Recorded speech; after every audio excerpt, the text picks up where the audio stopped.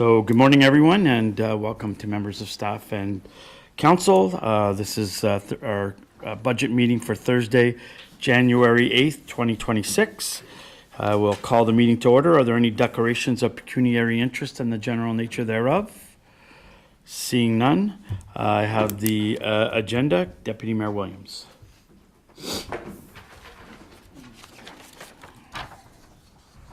Thank you, Mr. Mayor. Moved by myself, seconded by Councillor Massey, that the Council of the Township of North Glengarry accepts the agenda of the special meeting of Council on Thursday, January the 8th, 2026. Thank you. All those in favor?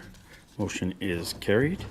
I always like to put forth the motion. Does anybody want to accept it as is? Okay, we'll go into it then.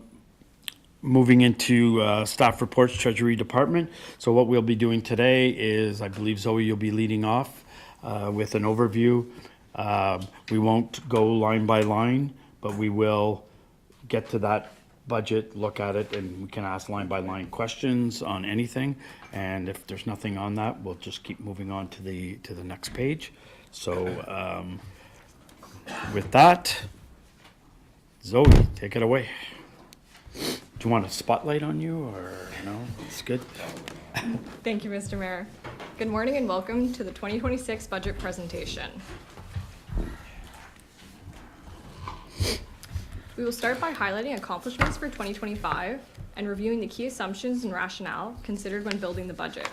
After this, we'll move on to the budget overview, followed by the budget summary and the 2026 funding sources. Finally, each department will present their 2026 operating capital budgets. I'd like to take a few moments to highlight some of the township's key accomplishments in 2025. These are only highlights, as each department will speak in more detail as it relates to their budget. A more comprehensive overview of accomplishments is also included in the written 2026 draft annual budget. The administration department continued its focus on digitization and improved record keeping. Cross-training for staff began in 2025 to improve knowledge and continuity.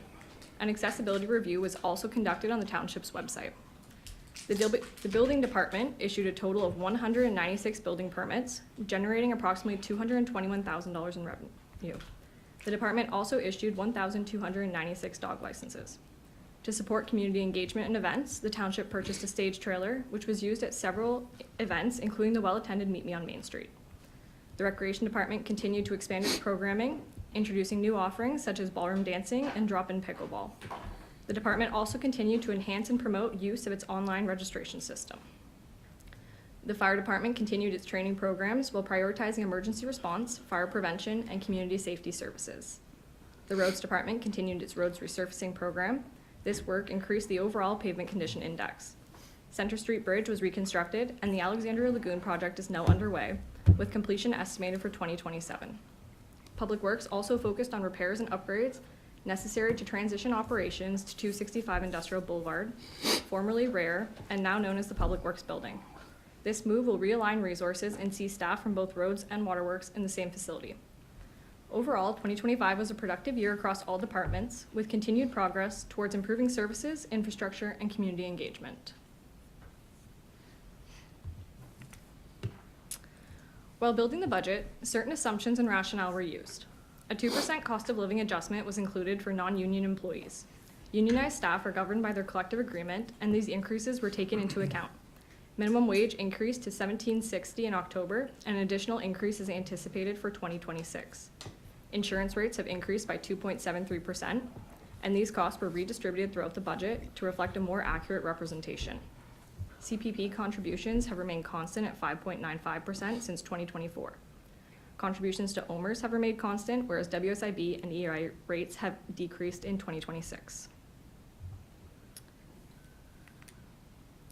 Besides the tax base, there are four main funding sources considered for the 2026 budget.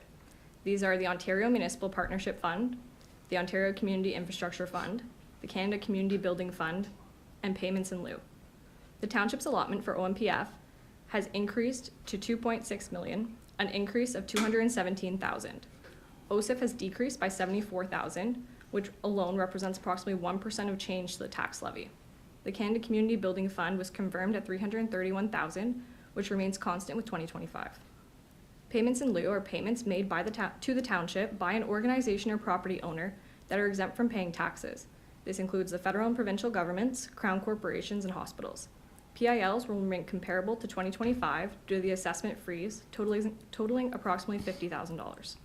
In total, the Township of North Glengarry anticipates receiving $3.65 million from these funding sources in 2026. The additional sources of funding when building the budget include debt, reserves, and grant. Debt is used to finance major capital projects by spreading the cost over the useful life of the asset. This ensures that current and future users contribute to the funding. The 2026 budget includes debt repayments of $944,000. This is a $94,000 increase from 2025. The annual repayments of $944,000 are well within the annual repayment limit of $2.4 million set by the province. The ARL is the maximum amount of principal and interest a municipality is allowed to repay in a year for long-term debt. Reserves also help to offset the amount needed from taxation. The opening reserve balance for 2025 was $7.9 million. Transfers to and from reserves occurred throughout 2025 and will be recorded and reflected in the reserve schedule. A total of $800,000 was transferred from reserves to be used in the 2026 budget. Of this amount, approximately $655,000 was included as a carry forward for projects that have not yet been built or completed in 2025. This represents unspent funds from 2025 that will help to offset what is required through taxation for 2026. An updated reserve schedule will be brought forward to Council for further discussion in early 2026. As part of that report, staff will be making a recommendation to transfer additional funds towards the Maxville slab replacement. This would not affect the budget, as it would just be a reallocation of funds. Currently, the township has a significant number of reserves that could be condensed and redistributed. After a full review of the reserves has been completed, staff will have more information on the status of the reserves and will be able to make recommendations with specific amounts for upcoming projects. This includes the slab replacement and the Main Street project. The Public Works Director will speak in further on the transfer to reserves for the Main Street project when we reach the capital section for Public Works. Finally, grants also contribute to the revenue sources the township uses towards operations. The township applies for grants from both the federal and provincial government, as well as any other relevant organization. In 2025, the township was notified that they were the successful recipient of funding in the amount of $28 million from the Housing Enabling Water System funds to be used towards the Alexandria Lagoon project. Additional grants that have been budgeted in 2026 include the Fire Safety Grant, Canada Summer Jobs, and Rural Ontario Development Funding. Staff will continue to look for additional grant opportunities as they become available.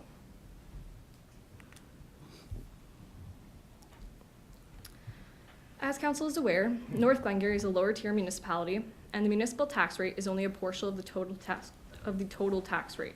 Of the total tax rate, approximately 40% is municipal, 44% is collected and remitted to the United Counties of SD&G, and the remaining 16% is collected and remitted to the Education Board.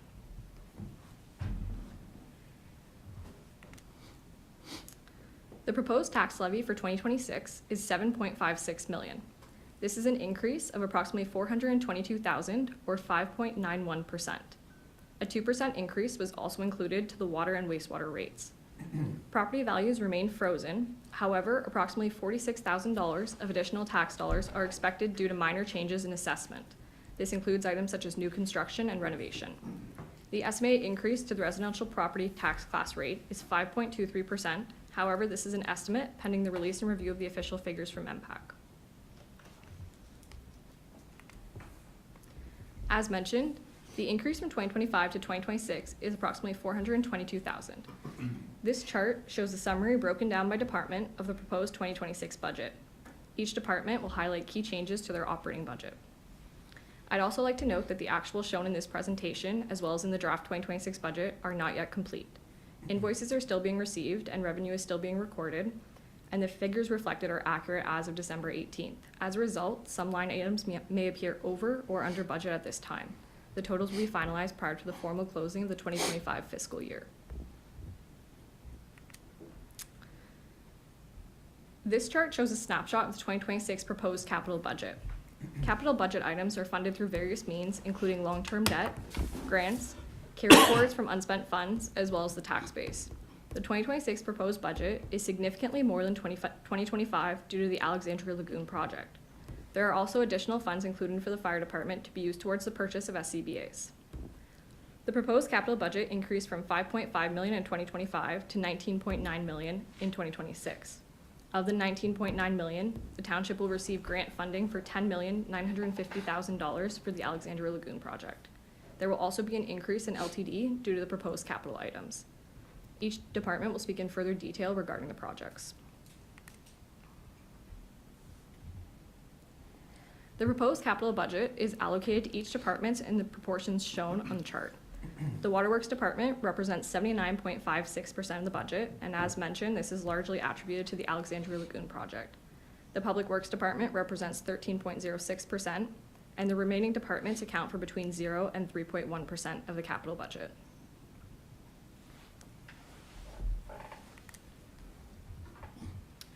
So each department will now present their operating budget, followed by their capital budget, and we will begin with Council's budget, presented by CAO Timothy Simpson. Great, thanks, Zoe. Are there any questions on any of that, or are we gonna wait to the end Questions? of the summary? Okay. Okay, great. Before we start, I just want to thank Zoe and the directors for all the hard work that went into this document. There's a lot of work that goes into creating and putting it all together, so, and Zoe did a great job knitting everything together. I was laughing with the other day, Selena got quite an easy go here compared to the county. I just have to cover council's budget, so this won't take very long. So we're on page 14, everyone? Yeah, this won't take very long. So the budget summary, there's an increase of, as Zoe said, a 5.91% increase to the overall levy. If you look at page 14, council's budget is kind of halfway down there. And as Zoe mentioned, they're the actuals as of December 18th. Really, there's no change. It's essentially a cost of living increase of 2%. And if you notice just on the second tag there, 1110, council benefits, that's $12,000. Those are statutory deductions only, so that's EI, CPP. They're not benefits in the context of health or dental, they're just the increase due to the statutory deductions. So essentially, it's a status quo budget for council, and if there's any questions, I'd be happy to answer them. Okay, questions on table on page 14? Okay, Great, thank thank you. you. Wow, Yeah. you must be sweating after that one. Okay, we're moving on to administration on page 19.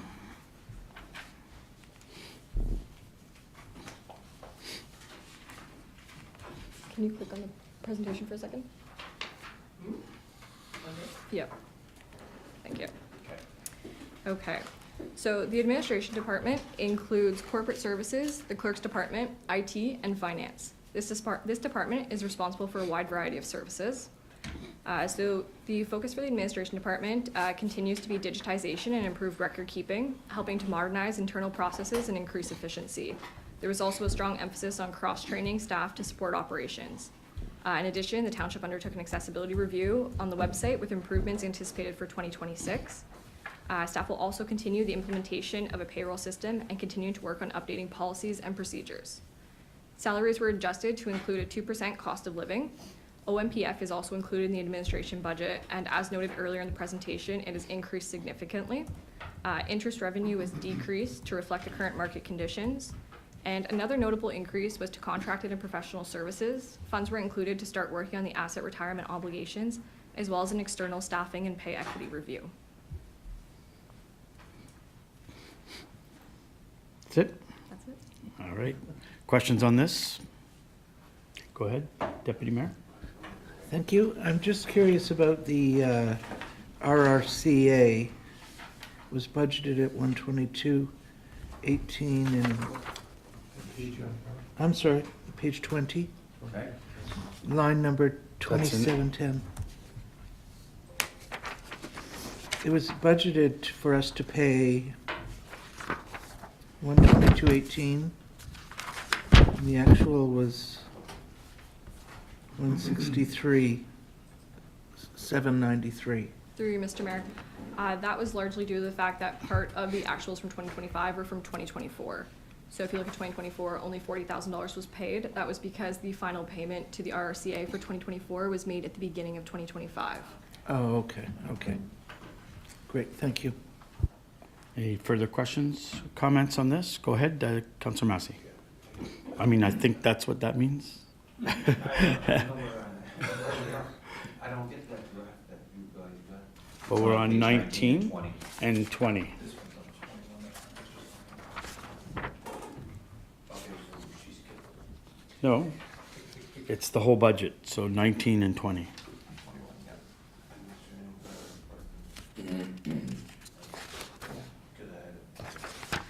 Because It shows, I had, it shows it's I had, sorry, I had. Page 21. 19. Okay, go ahead. We're on page 19. Okay. I'm just looking because we're trying to save it. Maybe get the points down to, from 5.9 to a little bit closer to, if we can save some stuff.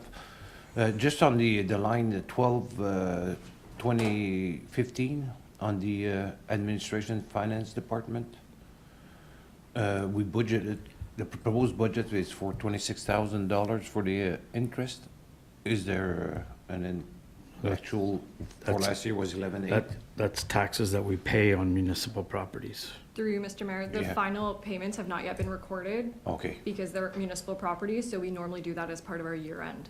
okay, so there's a bunch of stuff there that is Yes, out there of are sync. still numbers that will Okay. increase that Okay. to what its budgeted amount is. Okay, thank you, just, and then being this is from December 18, then like there's still expenses to be recorded yet. Through you, Mr. Mayor, yes, there's still expenses and there's also revenue as well. Okay. And then we also have all of our year-end adjustments, which will affect the final numbers. Okay, perfect, thank you. Okay, thank you. Who's next? Drainage. That's on page 21. Yep, go ahead. It is recommended that municipal drainage be outsourced beginning in 2026 to LaRue Consultants. Services are currently managed in-house through a contractor. Staff reached out to several local drainage contractors. However, LaRue Consultants was the only local contractor with the capacity to take on another municipality. LaRue Consultants currently provides drainage services to several neighboring municipalities in Prescott, Russell, and SDNG. They bring significant experience and knowledge on municipal drains and the Drainage Act. Staff are fully bilingual and will be able to provide services to North Glengarry residents in both French and English. LaRue Consultants will also provide a written update monthly to council to keep them informed. The estimated price for these services was very reasonable, and the impact on the township's budget will be minimal, as the Ministry of Agriculture, Food, and Agribusiness provides a grant covering 50% of these costs. The township must provide drainage services, and staff feel this is the most responsible option to allow residents to receive the best services. I do also want to note that the amount of $75,000 for the drainage contracted services, it's not a contract price. It is, we will still be billed hourly based on the work the township needs, so there is the potential it might go down. However, 50% of what is actually spent is grantable. Okay. Okay, that's good. Questions on this part? Seeing none?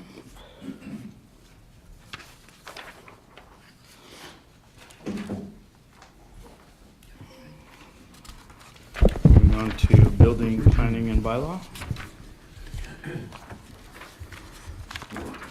So we are on pages 29 and 30 and 31.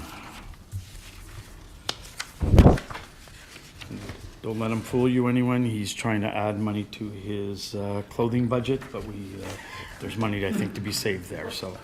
I just want to remind council that my budget only represents 2% of the entire township budget. So we start.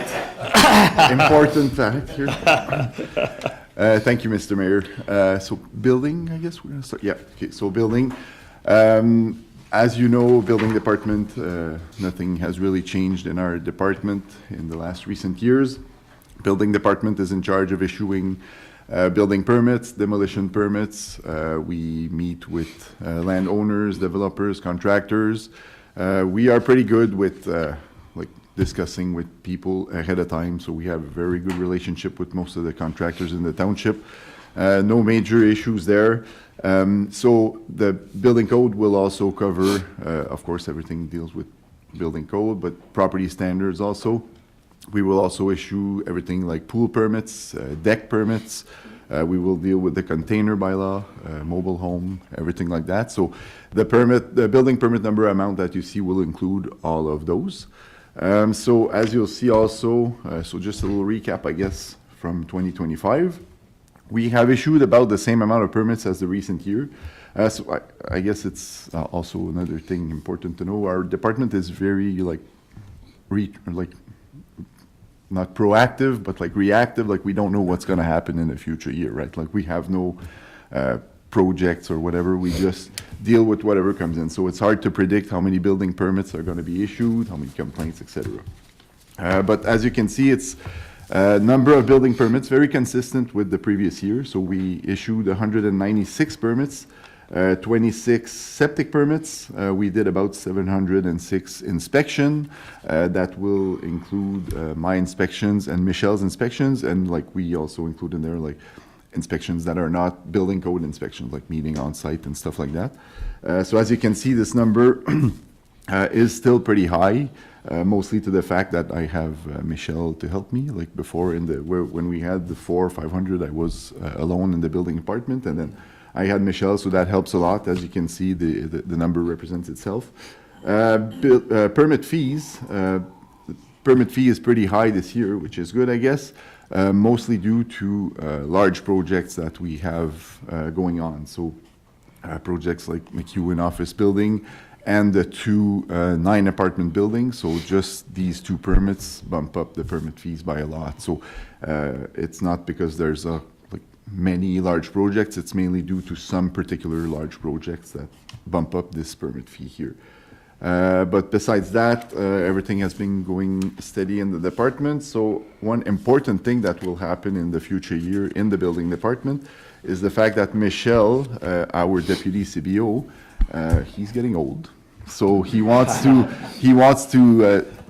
plans on retiring soon. So as you can see with these numbers, we do need help in the building department. So after discussing with the CAO and the treasurer, we will advertise soon for a deputy chief building official. Ideally, a full-time deputy chief building official. Michelle is doing it only 3 days a week now. It works well. Michelle knows what he's doing. He's got lots of experience. So like plan revision and stuff like that, of course, they're a bit quicker with him than if we get like someone new where we may have to train. I don't know what kind of person or applications we're gonna get. So, but hopefully a full-time will help me also like in any type of paperwork for also bylaw and maybe planning. We'll see what we have for resume, but you'll see that is also reflected in the project in the 2026 budget. So that's the biggest change in the building department. Just a question. wait. So what's the chances that we're going to find somebody? Is building hard?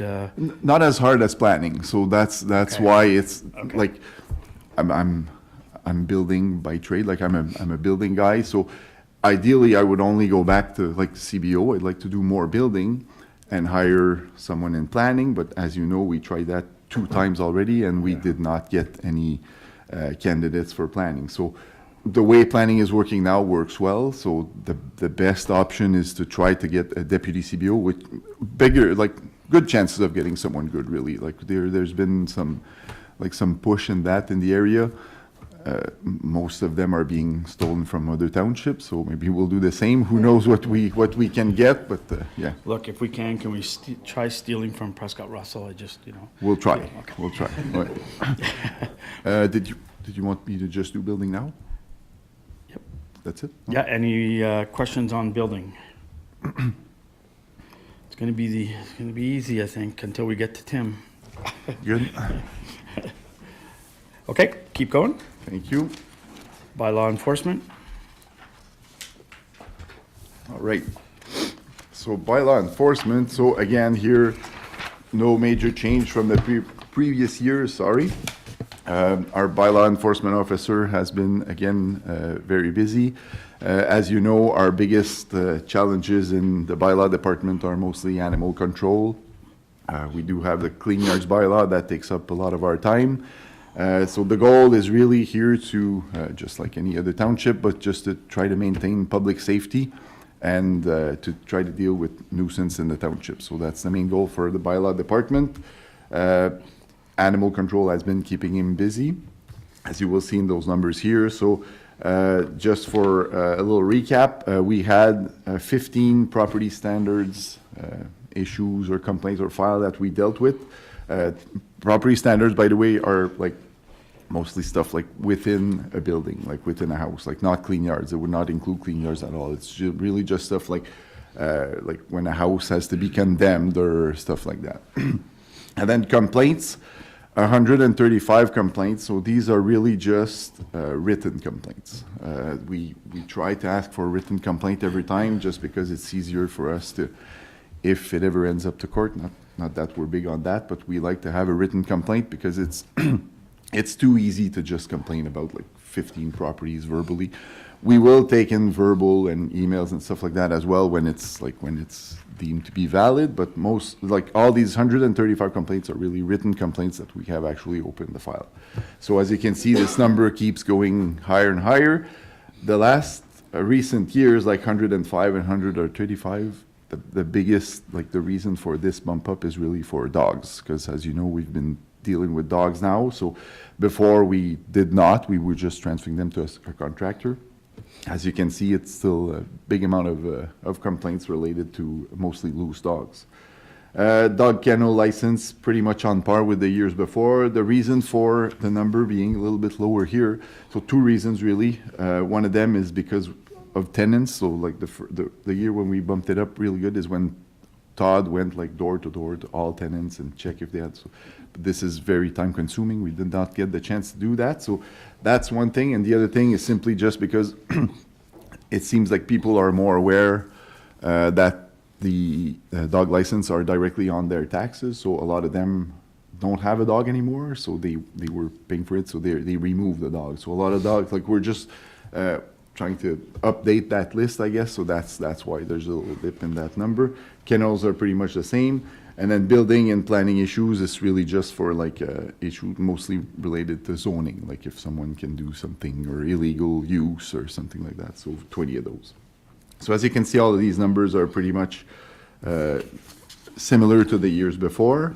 And yeah, that's it. Thank you, Mr. Mayor. Okay, I have a couple questions. First one is, yeah, so I did meet with senior staff on Monday. I went to the meeting and I just, mentioned that I think that we should have a focus on clean yards bylaws. We're looking around the Maxville, Alexandria, all the hamlets have some really problem places. So I think it's something that and in that conversation, speaking to the deputy mayor, as he said, dogs take up a lot of time. But I think, Jacob, you priced out what that would cost us if we went with an outside provider? Yeah. So Not the previous provider, yeah. why? So we have, dogs, of course, take a lot of time from the bylaw enforcement officer. We knew that ahead of time. We tried it. It's working. I mean, it's not like we have to change something. It's working well. It's saving the township a lot of money in the sense that the bylaw officer is being paid, right? So he does that mostly during his time. So we save a lot on that. So I discussed with the treasurer. She pulled the numbers, and so the contractor that we had before was costing us approximately $25,000 a year.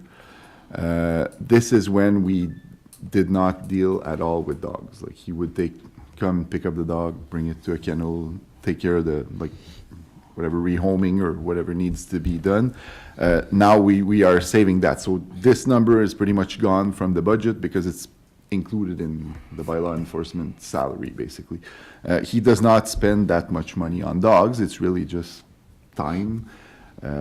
So yeah, we have some options, I guess. We can stay as is, which is okay, but if there's a need for bigger enforcement with clean yards, we need more time somewhere. So that would be something that we could do is either, well, there's many options, like some townships have just stopped dealing with dogs. I don't think that's a good idea. I think we still need to deal with dogs somehow.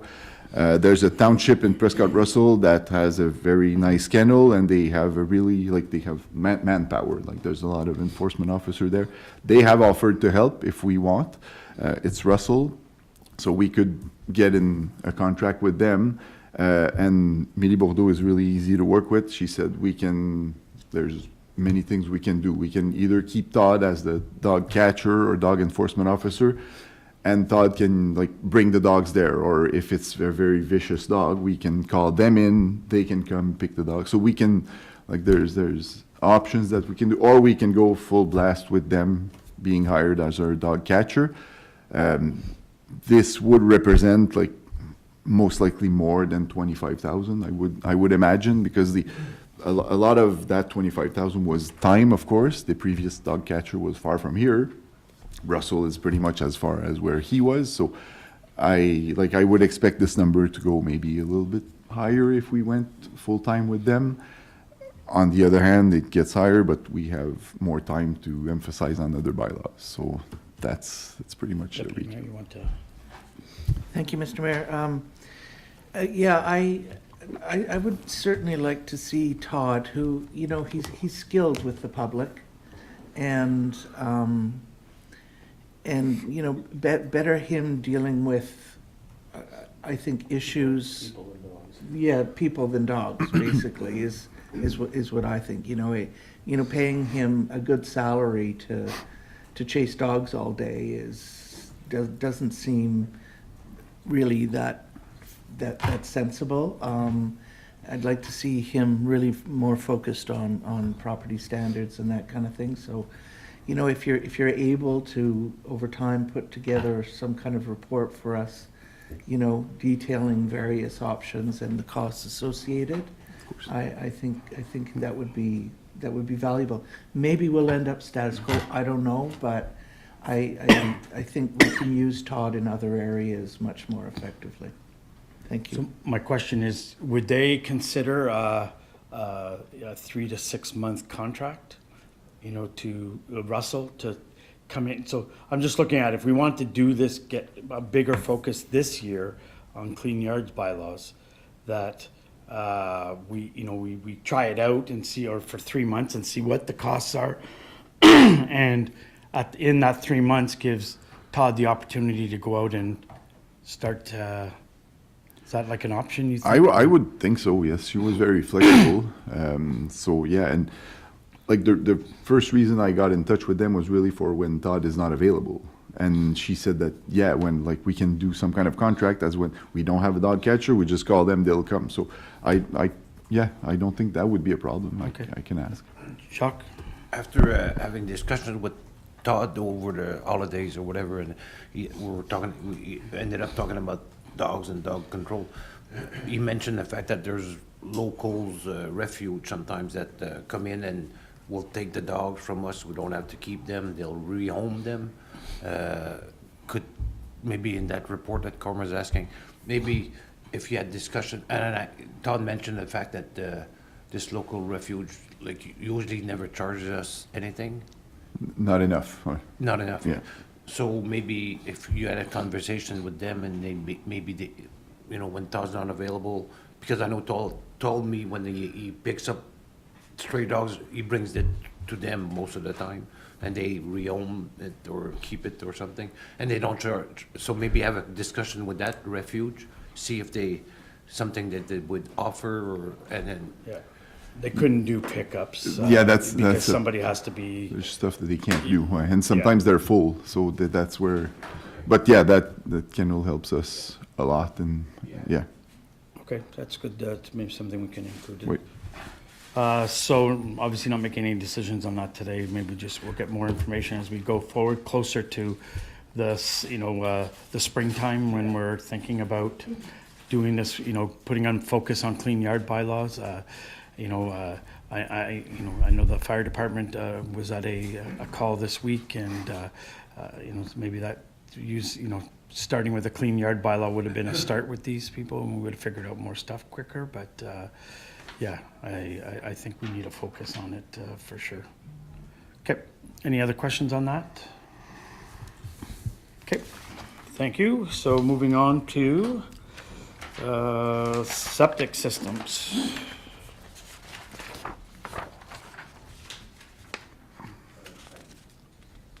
Cool. Yep. Okay, thank you, Mr. Mayor. So septic systems are in part of the building code. So here we deal with a contractor. It's going very well, and there's no. we issue the permits, basically, we sign the permits in-house. So basically, the contractor, he comes here, reviews the permit, I sign the permit, and then the permit is issued. So it's a building code permit. This has been working really well. There's no change from the previous years. And as you can see, it's all an offset, so there's no cost to anybody. The person who comes in with septic permit pays for it, and it pays for the contractor, so there's really no cost to that. Okay. Thank you. Questions on septics? No interest in going with someone new? Make it cheaper? Okay, so, animal control, we've already discussed. Yep. Yep. Planning. Planning department. So planning, I talked about it a bit just a while back, and there's no changes also. As you know, we have tried to get a professional planner and then a planning admin, and it seems like it's really rare, and we're not the only ones in that boat. Most of the townships in SDG are like that as well. So as you all know, also our planner here is Peter Young at the county, so we have a contract with the SDG counties to provide planning services when needed. We will do in-house here all the zoning bylaw amendments and the minor variances. So this is what I do when I present at the Committee of Adjustment and public meeting. Everything else, site plans we review, but site plans and subdivision, the counties become, I guess, the person that the main contact, and we become just a commenting agency. So basically, Peter will talk to us, usually meetings, and we just provide all our comments based on our zoning bylaw and et cetera. So it takes up most of my time, but it's working well, I think, mostly due to the fact that we can't find anybody else, and so there's not too many options there. Going with the counties full-time maybe will be an option in the future, but for now, it's working well. It's most likely cheaper for the township that way as well, and the counties, I don't think, have enough staff to provide that service for now. So status quo on that. There's no change from the years before. And just a little recap, as you will see, the numbers are also very similar to the years before. So 2 site plan controls, 24 severances, 14 zoning bylaw amendments, 8 minor variances, and 53 work order certificates. So the numbers are very on par with the years before. This, I guess, a little bit easier to adjust the budget. But here again, the thing that we don't know are like development. So site plan controls, there's 2 here. The 2 that we have are a lot bigger than the 5 we had the years before. So as you'll see in the budget, that number is super high. We don't know how to predict that, so there's just an average number in there, but besides that, it's pretty much similar to the years before. Thank you, Mr. Mayor. Okay, thank you. Questions or comments? Okay, seeing none? Yes, go ahead, sorry. Just in the same department, but I was just wondering if we could just take 2 minutes to talk about the clear-cutting bylaw, because it's addressed in here sort of as kind of like a status quo item.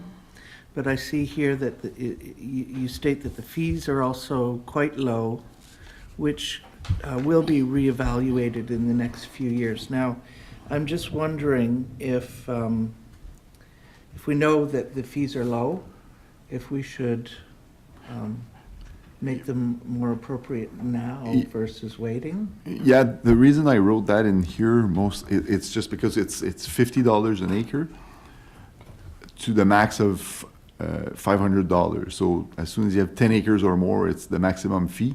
So the person who clear cuts 15 acres ends up paying the same as the one clear cutting 200 acres. So that's where I was coming from that point of view. But I guess it's not like the clear cutting bylaw turns out to be something very easier to work with than what I expected. Like the people from the public are really cooperative in that sense. I'm starting to even know the contractors who do it, and they will apply for the landowners. So it's a very easy process.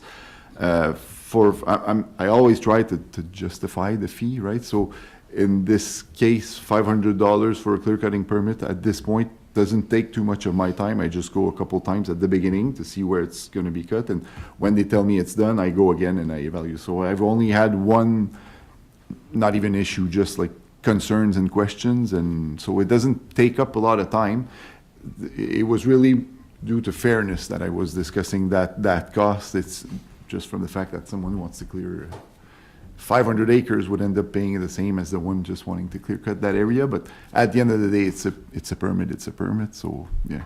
Councillor Manley?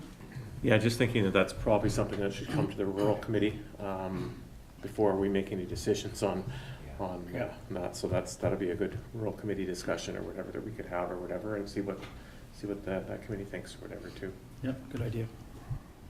And if I can just comment, yeah, for sure, that's a good place for it to go. Make sure we're not making any missteps.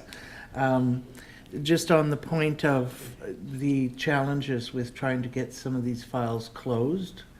The clear cutting, you mean? Yes. Why? I'm also thinking that, you know, if we were to increase the fee, then there might be the opportunity to put more resources into encouraging, you know, a faster cleanup, for example. Yeah, and another thing I thought of, like it's working well with permits, with building permits. It's the deposit that works well. When they're done, they call us, we do the inspection. Then again, I'm like, there's 2 contractors now, they call me when they're done. It's working well. So yeah, we could check into that for sure at the, well. Yeah, I think it'd be a good discussion there, so. Okay, any further questions on anything? That's it? That's all you got? That's all I got. Thank you. All right. Moving on to community services. Thank you, Mr. Mayor. Good morning, members of council. So this morning I'll be presenting the Community Services Department budget, which is divided into 3 different sections. The first one being the Community Services budget, the more general budget associated to our contributions and community partnerships, followed by the Economic Development Department, and finally Recreation, where we'll go through each of our facilities and their respective budgets.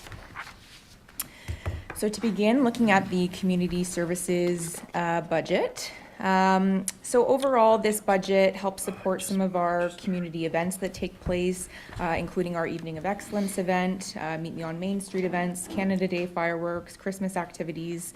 In addition, providing funds to support our Community Development Committee and Arts, Culture and Heritage Committee. We also have contributions out of this budget to support great organizations such as the Glengarry Sports Hall of Fame, Glengarry Highland Games, and Glengarry Pioneer Museum. New to the budget this year in 2026, as previously approved by council, will be a $25,000 contribution to the Maxville Manor. This budget also supports our Municipal Recreation Association Committee, where we have our operating funds distributed out of this portion of the budget. In 2025, this money helped support various initiatives at our local recreation associations, including a new walking track in Glen Robertson and kitchen upgrades in Apple Hill, along with a number of other updates for the other recreation associations. This budget also captures library expenses for our Alexandria and Maxville branch, as well as the Dalkeith Plus Library. In looking at our budget for this section, there's no significant changes from 2025's operating outside of the Maxville Manor addition. Areas of opportunity we see for this in 2026 is to really take a closer look at our relationship with the municipal recreation associations. As council is aware, these are volunteer-driven groups of individuals, so we want to really look at how we can support the longevity of these groups of volunteers and what their money is going towards. So really taking a closer look at that into 2026, as well as the opportunity to really expand our programming within those respective hamlets and at the halls and their community centers. Right now, we're privileged to offer programs such as yoga and fitness classes and ballroom dancing within our local facilities in Alexandria and Maxville, but we'd like to see how we can work with our recreation associations to also expand those offerings throughout the community. So subject to any questions, that's a quick overview of the community services portion of the budget. Okay, any questions on the overview? Seeing none, we'll go right into the budget. So we are on page 34 and page 35. Is there any questions within the community development budget, community services budget, sorry? Just take a second if you want to just.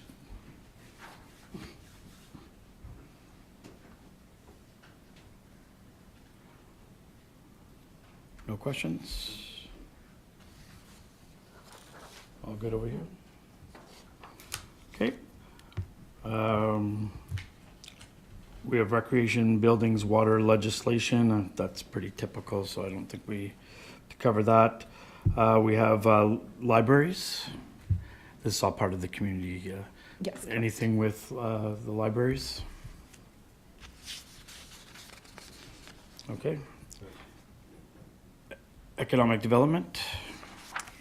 Thank you, Mr. Mayor. So under the economic development portfolio of community services, we had a successful 2025. As council will recall, we hosted 4 on Main Street events, which were very well attended. We had the purchase of the new trailer stage, which was well received in partnership with the Alexandria Lions Club. We've also successfully executed the community grant program, as well as designated 2 heritage properties through the support of our Arts, Culture, and Heritage Committee. We coordinated with local organizations to host business networking, breakfasts, and events, as well as a grant writing workshop to help support and inform our community on different initiatives. We further launched a new business e-newsletter to help share information across our community. Our tree planting efforts were successful in 2025 with continuation into 2026. We also had some website upgrades done to our website to help support better promotion of the area through the addition of an economic development dashboard to help highlight some different statistics about our community for anyone interested in considering North Glengarry as a place to call home or to move their business. We'll continue those efforts into 2026 as part of our efforts to better promote North Glengarry. Further, we successfully executed 1 application for the CIP program. As noted within council's budget package, we did note some challenges throughout 2025 in terms of a lot of interest in the program, but a lot of those interested in participating in the CIP are experiencing delays with quotes from suppliers. In addition, in consultation with the Arts, Culture, and Heritage Committee, who help us to execute the CIP program, we've committed to doing a thorough review of the program into 2026, where we want to look at potentially increasing the township's contribution as, you know, supplies and costs for upgrades are becoming more and more expensive. So we want to look at how we can make the program a bit more attractive for potential new users or new businesses interested in participating in the program. But nonetheless, that would come through our Arts, Culture, and Heritage Committee, who would provide recommendations to council into 2026. But nonetheless, we would like to keep the dollar value associated to the CIP program as is, with, you know, good hopes of enhancing the program into the new year, as well in noting that our economic development officer does have about 4 or 5 properties who are actually interested in participating at this time. So the future does look bright for the program, but just might need a little bit of enhancements. In terms of major changes for 2026 funding that you'll note in the budget, the major change between 2025 and 2026 is the addition of a tentative grant-funded marketing coordinator position, as was presented to council earlier in 2025. We've submitted for a Rural Ontario Development grant fundings to have a 50-50 position into the new year. We've not heard back yet on the funding, but nonetheless, we've built that 50% portion into the budget should we be successful in receiving that news. Subject to any questions, it's a summary of the Economic Development Department. And when are we anticipate to hear about that program? My understanding, Mr. Mayor, is it's typically in January or around the time of Roma for some reason is when it's announced. So we hope to hear in the very near future. Okay, great. Councillor Massey. Yeah, thank you, Mr. Mayor. I see on like the tree program, that's what we deal with the RCA and everything, and we plant trees throughout the township. But in the revenues, remember a few years back when we were talking about the clear cutting bylaw, whatever, this council committed to putting $5,000 every year to a reserve or something. I yet to find that reserve, and It's right down line. It's not a reserve, we spent it. We put in 5,000 and we spent $4,279 on economic development tree program. yeah, but I thought that it was supposed to go in the reserve in years that we didn't use it, was But reserved. we used it, like we Yeah, I know. planted trees. But The point is that I think when we put the 5,000 was to plant trees, and that's yeah, what we're I know, doing. but some years we didn't. And, okay, so I just thought that maybe that would have been, came I was hoping back then that we would see a tree reserve program, tree reserve that would accumulate and then that revenue would come in to offset the expenses as. But that's what we're doing, Jacques. I don't understand what you're asking. If we're spending the whole budget. Oh, I know that, but it, Where we put 5,000 and when we put it, we wanted to see trees planted right away. And yeah, it was. I don't know what meaning just to Back grow then, a. back then, it was supposed to be set up as a reserve and we'd put 5,000, but I can show you a lot of years that we didn't put $5,000 in the thing. But it's okay, we can have that discussion later. So if I can also just speak to that, Mr. Mayor, just quickly to note, yes, we do typically allocate $5,000 towards tree planting annually, at least since I've been a part of the township. But I just want to also make mention that this year we've asked for $7,500 for this line item, specifically because of the partnerships that we've agreed to with both the South Nation Conservation Authority for their grant, which will be $2,500 in 2026, as well as the RRCA, which we've dedicated $2,500 to that as well. So being that eats up our $5,000, we would like to also dedicate an extra $2,500, being the request for $7,500 in total, so that we can still maintain our regular tree planting efforts outside of these kind of specialized projects with these partnerships. So just for clarity on that. Go ahead, Councilor Massey. If I may add, I'm well aware of the trees that we planted in the township the last few years.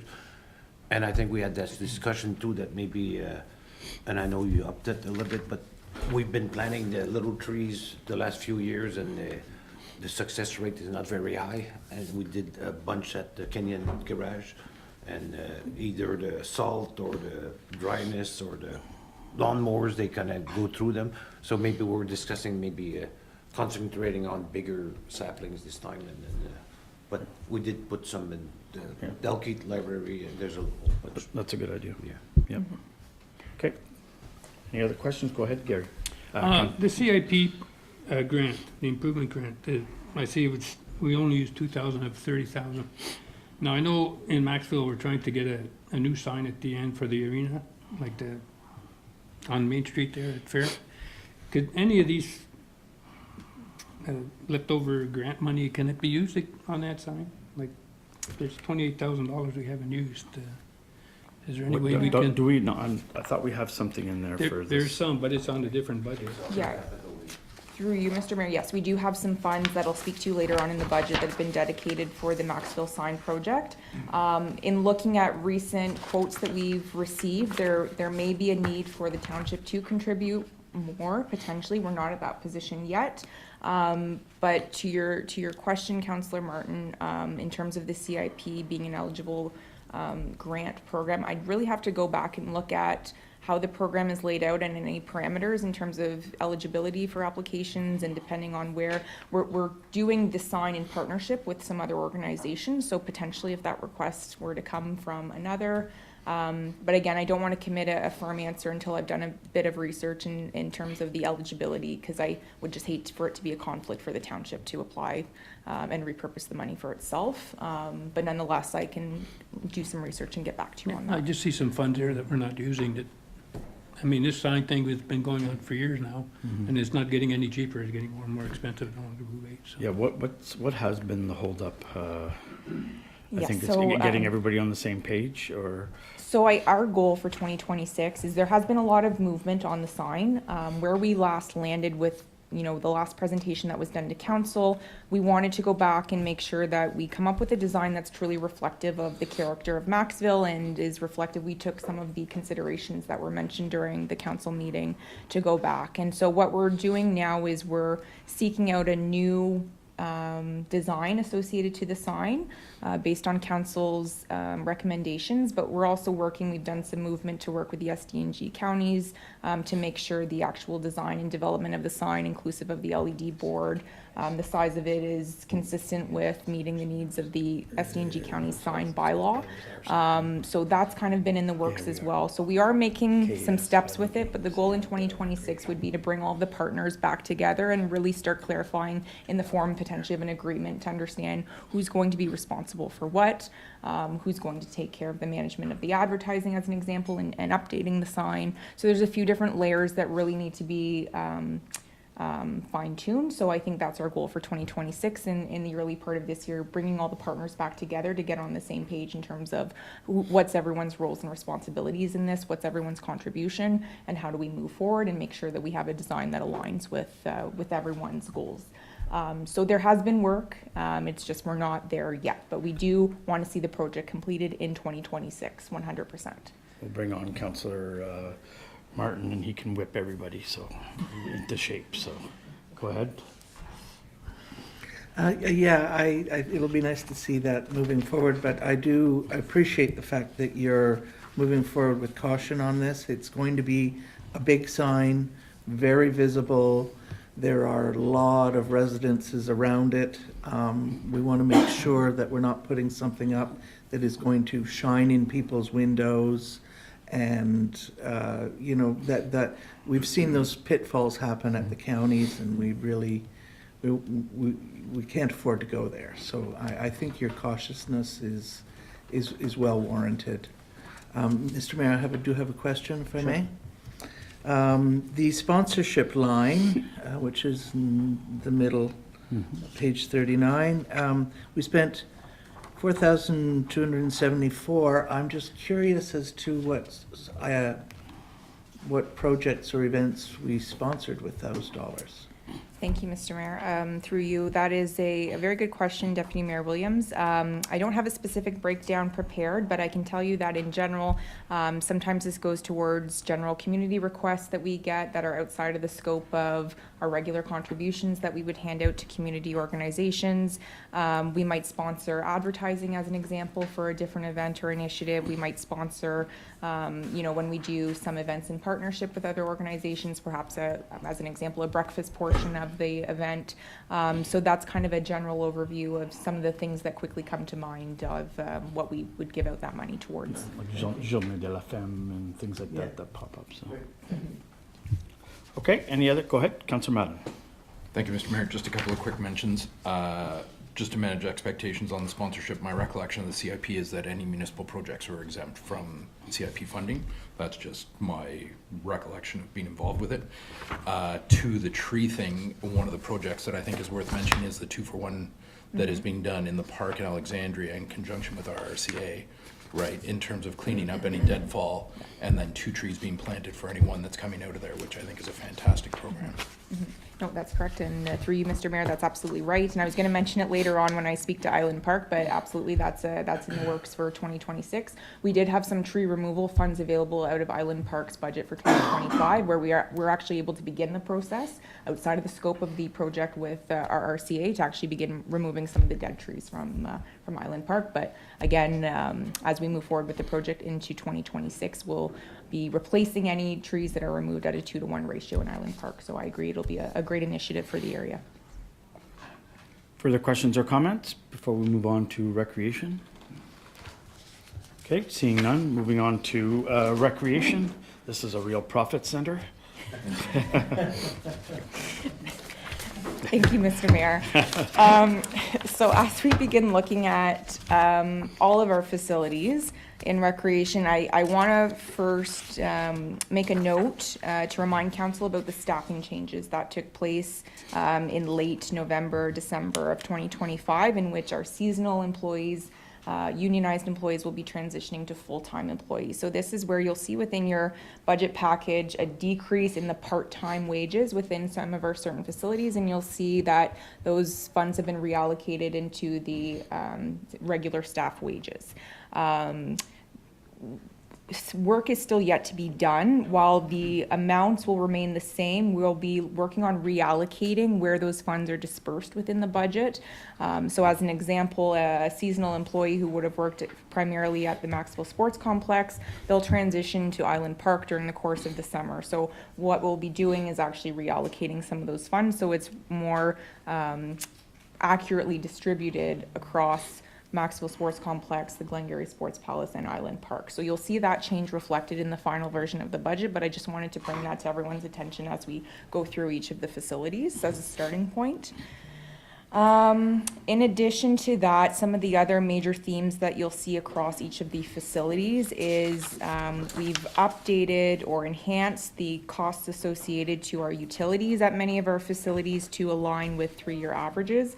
Coming in last year, being fairly new to the township at the time, I didn't have an opportunity to really assess and see a full year, but what we've done is look at the last three-year averages to kind of bring up those numbers so we're accurately budgeting for the fluctuations that we see with some of our utility costs, including hydro and propane as examples. So you'll see that trend over the course of each of the facilities. Other kind of general updates in progress from all of the recreation areas. Obviously, the treasurer spoke to it at the beginning of the meeting. We're expanding the use of the booking system for especially online program registrations. Our goal is to begin accepting hall rental registrations through the system in early 2026. We're working on some trials with that. We talked about some of the new programming that's been launched, such as ballroom dancing, drop-in pickleball. New for winter 2026, we'll be offering new chair yoga programs in both Maxville and here in Alexandria, which has already been really well received, in addition to a new sprint program, which takes a bit of a differentiation from our existing running program at the Dome. So we've got some new exciting programs hitting the community this winter. In addition to that, in 2025, we really look to capture more feedback from the community about our program. So we've launched kind of QR codes throughout each of our facilities so that members of the public can, when they're at an arena, as an example, watching a game, if they're standing in the lobby, they can quickly take out their phones and fill out a quick survey about their experience at the arena that day. So everything from cleanliness, interactions with staff, or any other general feedback about their experience. So we're looking to use that data to really drive our efforts and tailor our approach to enhancing our facilities and our offerings.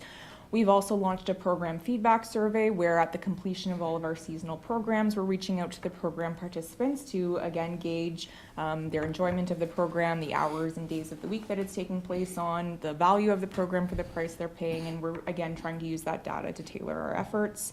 And finally, we also issued in 2025 a new kind of solicitation for new program providers, so to get an understanding of what's out there in the community that we could also be offering and if it's of interest to the community. So that's some of the progress that we've made in 2025. But to look again back at Maxville, again, those are the major themes that you'll see within the budget. The increases are basically due to the increases in utilities. And then as we spoke for the capital projects already, we spoke to the Maxville sign project already and the request for $15,000 to support this. But in addition, we do have the cement slab replacement project where standing from the last meeting with council where we talked about our capital projects, currently stands at $130,000.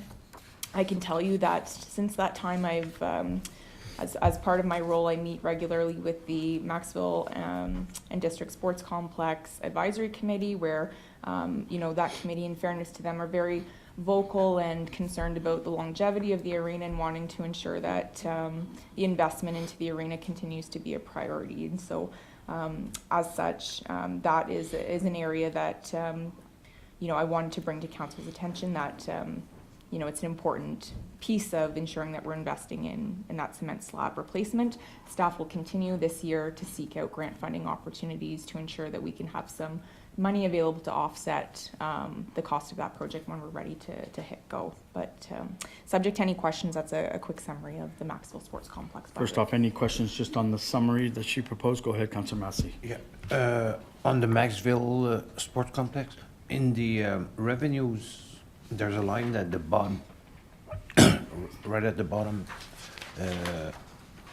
8001, there's, like, we budget for $10,000 of revenues from the reserve.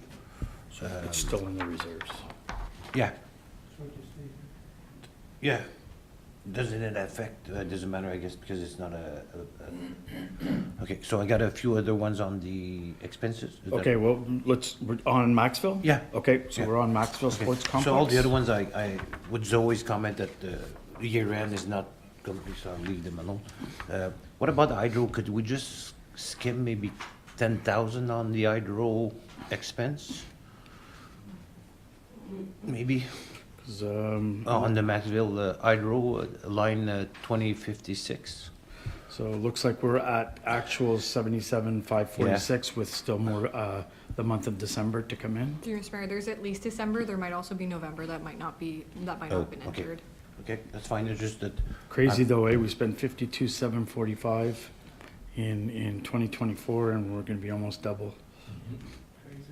Go ahead, yeah, no, Last year was not oh, that's right. right? Last year was Oh, a pretty okay. mild winter. Yeah, I thought there was a whole ton of snow. no, but we, yeah. And that, this year we get 2 tons. and Yeah, But if you 'cause, look at the previous year, the hydro rate for Yeah, 2023 was 95,000. 95,000. So when I it's a mean, mild year, we have Stephanie, to like you spend said, lots yeah, more money if to keep. she's the- done 3 years of Yeah. planning here, which is the best we can do, right? So And just, Mr. Mayor, if I can, on the overview at the Island Park, I noticed that the. Okay, we're not on Island Park yet, so Okay, we'll just Yeah. get, any further, go ahead. In the revenue, advertising, I see advertising is down a lot. Like, are we just not collecting, or are we waiting for funds to come in still? Through you, Mr. Mayor, to the treasurer's point at the beginning of the meeting, we simply, the numbers here are not reflective of the actuals for the year. So revenue has not yet been received, so we're hoping to finalize everything before the end of the month to have those numbers reflective. I can assure you, though, based on the rink board, the wall board advertising, the door advertising that takes place at the arena, there's a lot of annual revenue to be had there, so that it's simply not reflective of that as of yet. Okay, thank you. Deputy Mayor? Thank you, Mr. Mayor. As our treasurer referred to earlier, she's going to be bringing back a report on reserves. And, we had a good conversation the other day on that in terms of potential opportunities to be able to identify some of those reserves that are unsure of really kind of what they're intended to be directed towards. And really put some solid dollars, and I'm personally, I'm thinking we should aim for 250,000 to go into the Maxville Slab project to make sure it happens, and that it's supported. And if we can do that through reserves, then we have the opportunity to save $130,000 off the tax base. And that'll bring our tax rate down, and that's something I think we should discuss, and I personally, I would support that if we can take it from reserves rather than the tax base. Through you, Mr. Mayor, I would like to do a full review. However, our general fund is quite healthy. So it would be realistic to take $250,000 and be able to remove the 130 from this year's budget to decrease it. However, council would at that time have to vote and agree to redistribute the 250 from the general reserve towards the Maxville slab. But at this point, though, we can say, because it is council, we can say that the 130 can come off of the. Yes, that's correct. If you would like to remove the 130 from the budget, we can. Go ahead. so are we voting on this budget as final today? No, okay, so maybe with, yeah, so whenever in the. Well, we're gonna get to the end of the day, and that's.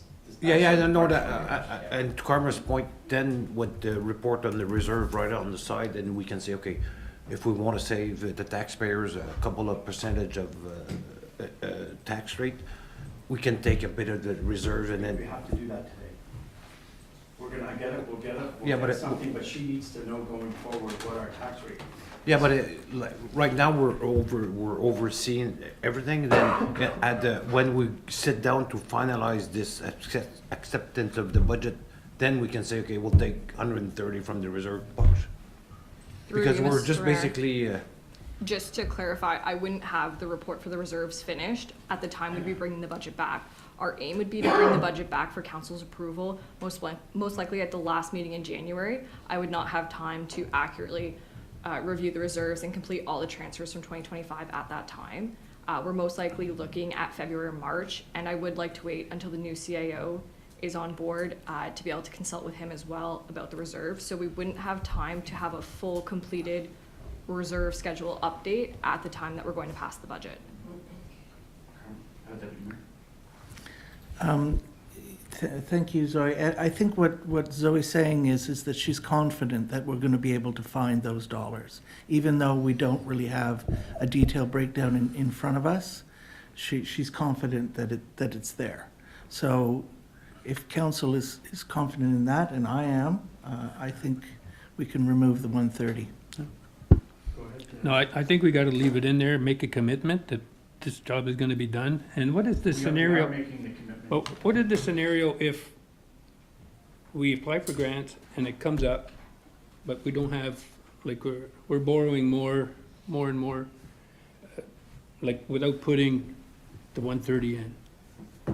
Okay, and we're borrowing, the long-term debt becomes longer, All okay? this is gonna change, Councillor Martin. Yeah, well, that's what I need to know, It says we're putting 130 into that reserve. right? From reserves. So it's still in there. Okay, We're committed to doing it. It's just gonna come out of this year's. But what I'm saying is, we know the project's approximately $2 million. So we need to get a grant that's gonna cover at least half of that, right? Cover more than half. No, but that's what I'm saying, we need, 75 to 80%. but, my point is, we have, how much do we have in there now? Like, it's gonna be with 130 in there, from left over from last year, we got what, 80 some odd thousand? So we got about 200,000 in there right now. Is that correct?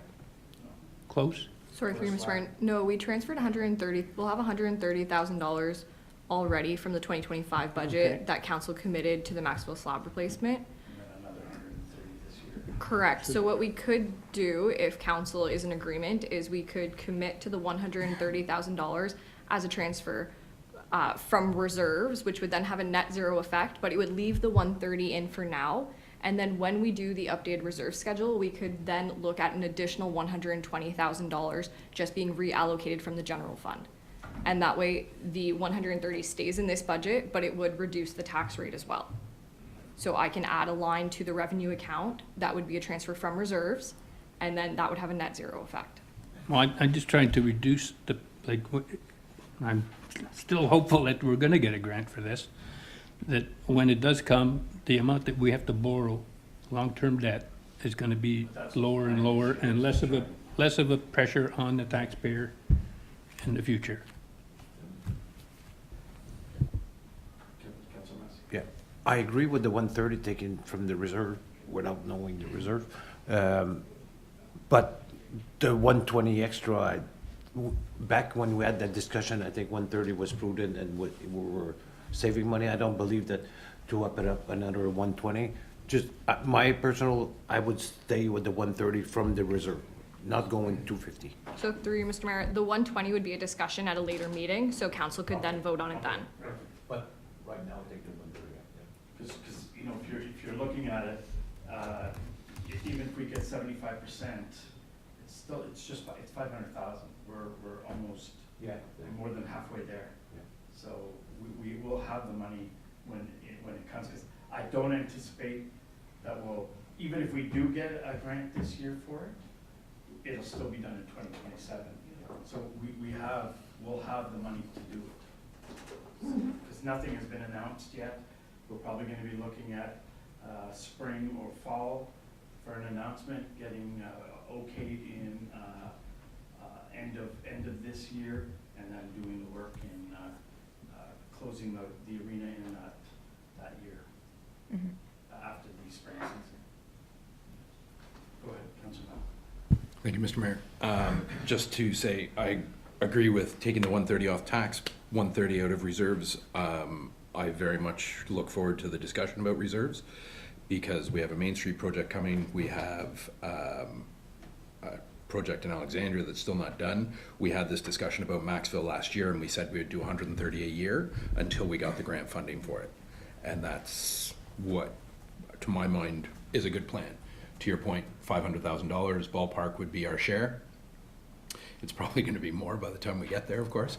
But I mean, to do more right now without knowing where all our reserves are allocated and without knowing what our full dollar values are on the projects that we know are coming, that we're going to have to move money for, I think is a little short-sighted. Okay.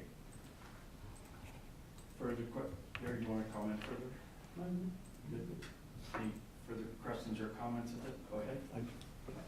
Just, that I see that we could borrow more money. I see that written in the budget, and it just scares the heck out of me, like, why don't we put our reserves into paying down our debt, which would give us another $1 million a year to spend, I mean, if we're talking about making things financially more viable from taking money out of reserves, that's a thought.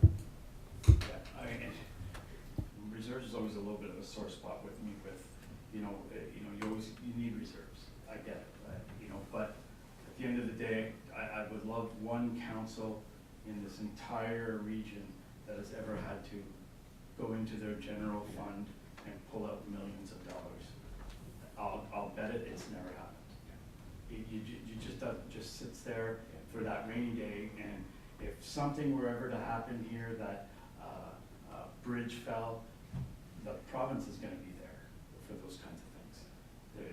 That's, but anyway, I'm not saying that we drain our reserves, but I do agree with Councillor Cadell to a point that, sometimes it's, when we, the first year, which is why we're having all the problems right now with our public works, replacing our equipment, is in 1 year we bought 5 vehicles. We bought them and we financed them out of reserves and paid ourselves 4% plus the repayment back into reserves. So we just paid ourselves using our reserves. So there is ways to do things and using the reserves. We just got to be smart with them. But I'm looking forward to the conversation, because there are a whole bunch of reserves that are up there. We have the modernization fund that still has money. We have a second general fund that has money in it. So I think it'll be a worthwhile conversation. Go ahead. My main point on the matter, I just wanted to get it out there that regardless of how much we put towards the slab replacement, if it comes up, the grant comes in, the job's gonna get done. We're not gonna refuse a grant for, so I just need the information to get out there. People are watching, they wanna know what's going on with it. And whether we put 10,000 in, or we put 130,000 away for it, when the grant comes through, it's gonna get done. I think that, So, you guys are pretty clear at those meetings with the yeah, people that's what I told the arena board, that's what's gotta happen. I mean, we're not gonna apply for a $1 million+ grant and then refuse it when it comes in. But it just, the more we have in there, the less stress we have on the taxpayers Just like to pay for it. the arena in Alexandria, we had this grand plan, and we had to cut lots of items out of it, and, it's the same thing, we work with the money that we have, and that's the best that we can do. I mean, we just can't spend, and the arena in Alexandria, sure, someday the change rooms will have to be done, and there's always stuff to upgrade. We have the elevator that we've been talking about, and talking to Councillor Madden this week, just, if there's anything that you look at that modernization fund, that's probably something that could come right out of there. But anyways, talk about reserves forever, so. Any further questions on the Maxville Sports Complex? I just have one point to make about wages. Sorry, through you, Mr. Mayor, just to confirm, we're going to take the $130,000 from reserves. Yeah. This would decrease the current tax levy increase to 4.09%. Okay, but it still gives us room if you need to throw some money somewhere. I'm not throwing money. We need to place some money somewhere. Just on the wages, Maxwell Sports Complex, I was kind of a little bit concerned that their wages are higher than the wages at GSP. The reason for that is summer, one of the guys goes to the park in the summertime, and it's been added into there. So I've asked for them to do that adjustment, so it doesn't look like it's reflecting on Maxwell Sports Complex. It should be on Island Park. Yeah, could just use the numbers of it. Yeah, for sure. Okay, so moving on to page 46, Island Park. Thank you, Mr. Mayor. So again, quick summary of the work at Island Park. The staff at Island Park play a key role in supporting many of the community events that take place throughout the year, including the Meet Me on Main Street events, Canada Day celebrations, Community Living Run, and Family Day celebrations, to name a few.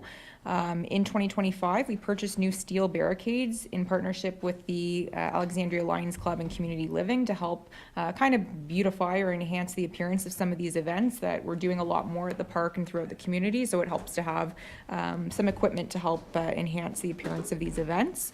In 2025, the park experienced 2 thefts, resulting in the loss of a lawnmower, trimmers, and other outdoor equipment, despite being contained in a locked storage building. So nonetheless, in 2026, one of our priorities is to really look at how we can detour and come up with strategies to prevent thefts and petty crimes at Island Park, such as looking at the impact of lighting and motion-censored lighting and other crime prevention through environmental design strategies. So that's on our radar for 2026. We already talked about the collaboration with the RCA for the tree project throughout the park. We'll also be looking to use the operating budget to purchase new mobile picnic tables to help support some of these community events that I referenced, such as Meet Me on Main Street.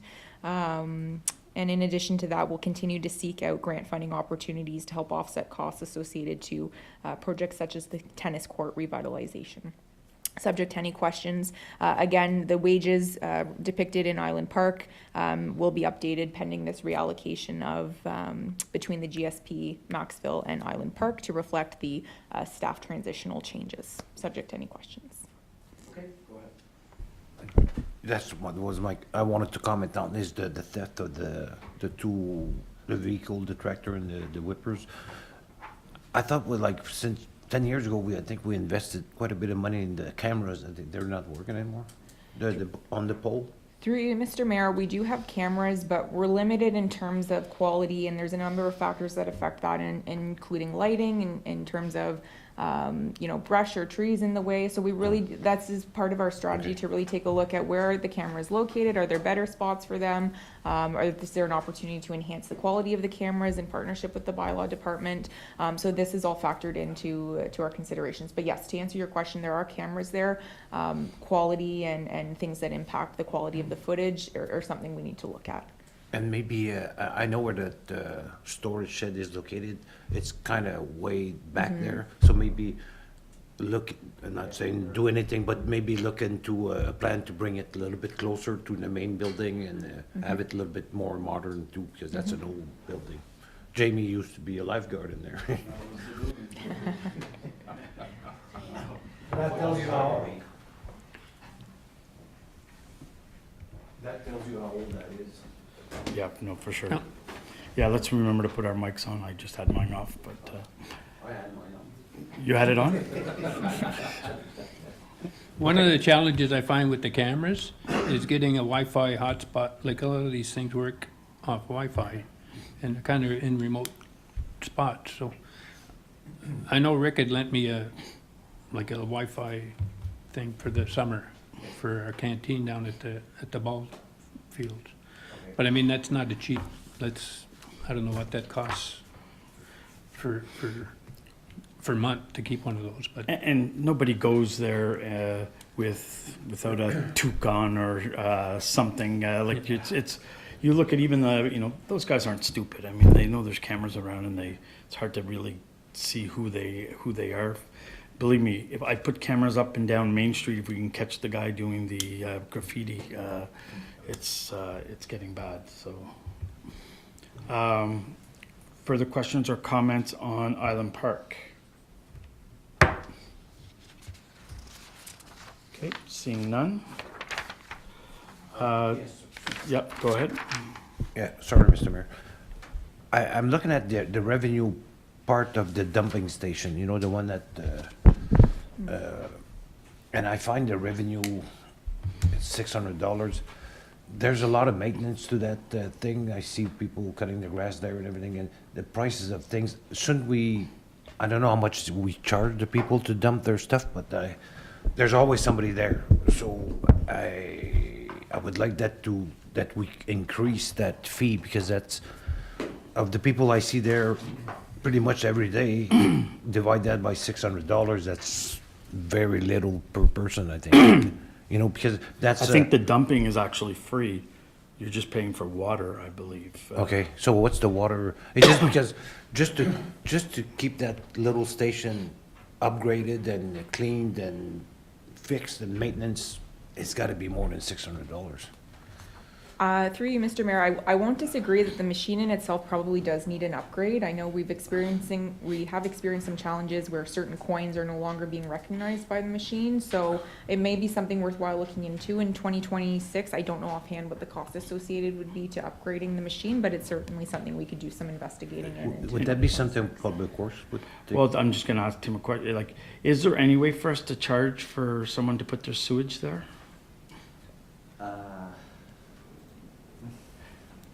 I'd have to look into it. Is it an issue, though, like, that you're aware of? No, sorry. Not really that, through you, Mr. Mayor, not something that I'm Aware. particularly aware of. I'd have to look into it into more detail. I think it's better that they do that than rather than in one of our ditches. Yeah, but there's a lot of people that do it though, like, you've been there too, Yeah, you've seen and maybe people just passing through our town too, they're dumping their stuff. There's a lot of. Well, I've definitely seen people. There's a lot of material there, so maybe you just, I'm not saying doing anything this year, but just maybe It's relook at at the it. end of McDonald Boulevard, Yeah, But it's on the park. the dumping station. yeah. So maybe reallocate that department to Public Works. Well, it could still be run through recreation, but with Yeah, it doesn't fit at all with Allen Park. Park either. No. Why is it Island Park? I would, I'm totally okay with giving it to, have their $600. yeah. but, and then they have their water filling station there at Rare, so I would be okay with them moving that to Public Works. That's a Public Work, that's sewer. Somebody robbing us right now? We're seeing deathly. All the equipment go on. That's water and sewer related, has nothing to do. Island Park can cut the grass, but Public Works should. Tim, comment? Through Mr. Mayor, yeah, I actually wasn't quite aware that they were cleaning up around there, but yeah, we have a RV dumping station near LaRue that actually has a capacity allocation.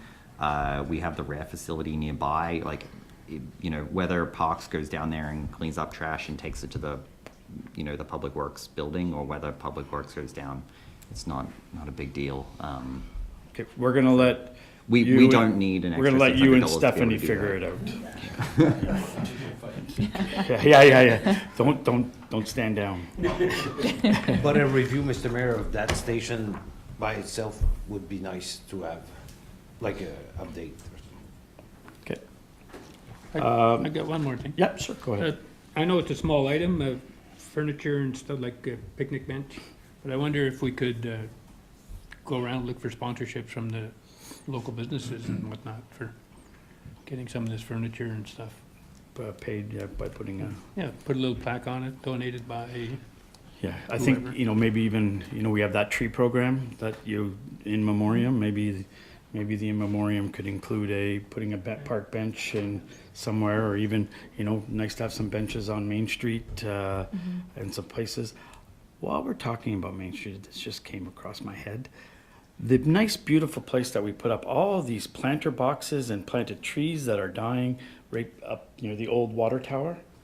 Like, what are we, like, it's, you go by now and it's brutal. Like, it's, there's nothing, no, it was supposed to be a community, garden, and there's nobody using it. Yes. Thank you, Mr. Mayor.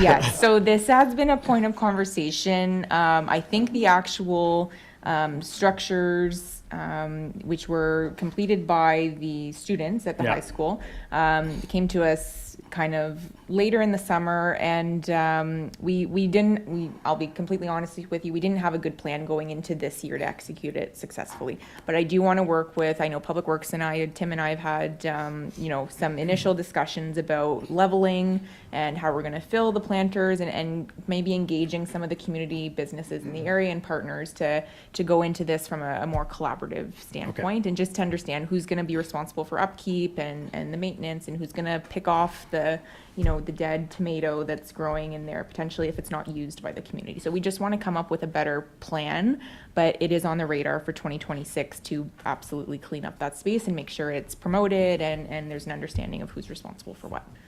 Oh, that was a good answer that you didn't really have to worry about.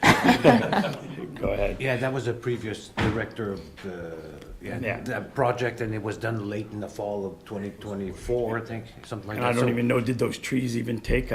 There's some of them that died, Yeah, I think. and that and- was, anyways, it was a rush project at the end of the thing, so not on you, Stephanie, but definitely, and then maybe put a little bit of advertising and then, because there's a lot of families there that could have a little garden that would be in need of extra food at this time, so I think it was a very worthwhile project, it just that never took off, and it looks terrible now. Yeah, fair enough. Yeah. Okay. Is there anything else on Island Park? Seeing none, we're going to take a 15-minute break and be back here quarter to 11. Tonight? Yeah, you'd be in bed, sir. Okay, so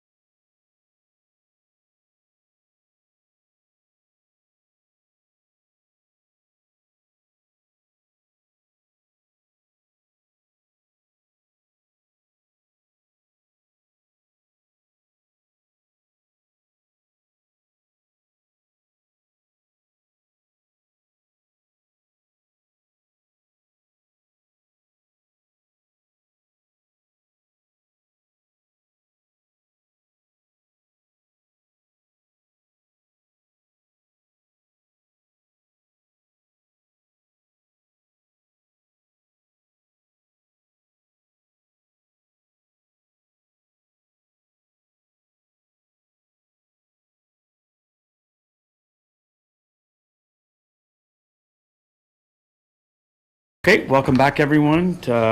We are going to keep on with the budget, and we are moving right to the Tim Hortons Dome. Perfect. Thank you, Mr. Mayor. So in looking at a summary of the Tim Hortons Dome, reflecting on 2025, we had a lot of success with ongoing rentals for both the track and the court. It's been very well used, so we're happy to see that. We invested in some new pickleball nets in 2025, which have been well received by the users so far. And we also had to replace the hot water tank in 2025. We were able to do so within the operating budget, so that was great. In 2026, no major projects or initiatives, but maybe just to outline, we do need to do some updates to our computer system in 2026, so we've captured some additional funds there.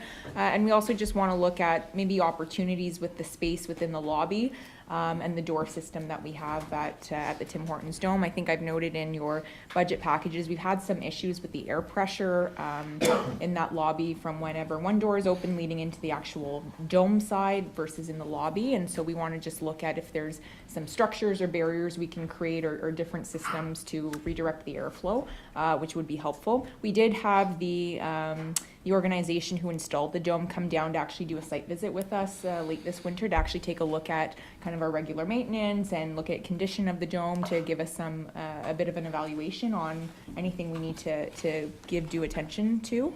And actually their review was that the dome is actually in very good condition. If anything, the outside of the dome, the actual tarp is quite dirty, they found, compared to other domes that they've seen. So they've provided us for some recommendations for future years. So we will capture that into our building condition assessment and our kind of 10-year planning. But nonetheless, nothing urgent right now to take care of for the dome. So what you have presented in your budget packages is a summary of what we'd like to do for 2026. Okay, thank you. Questions or comments on the dome? Go ahead, Councillor Massey. Yeah, just a comment. So I look at the final numbers. Is it the dome total expenses versus revenue, the 144? Or is it? Yeah, that's what it is. Okay. So just to comment that for a nice facility like that, and it's very, very well used, and it's not cheap, but it's very low price for the community, so it was a very good, yeah. Just commenting on how low not low, but the cost is relatively low. What's the situation with the tennis court? You know, we keep having that heaving that's happening. Yes, so thank you, Mr. Mayor. So council will recall, I believe a few years ago, there were some bumps that were showing up within the court. The department at that time was able to successfully roll them out, which was a good fix, but unfortunately we're seeing them resurface again.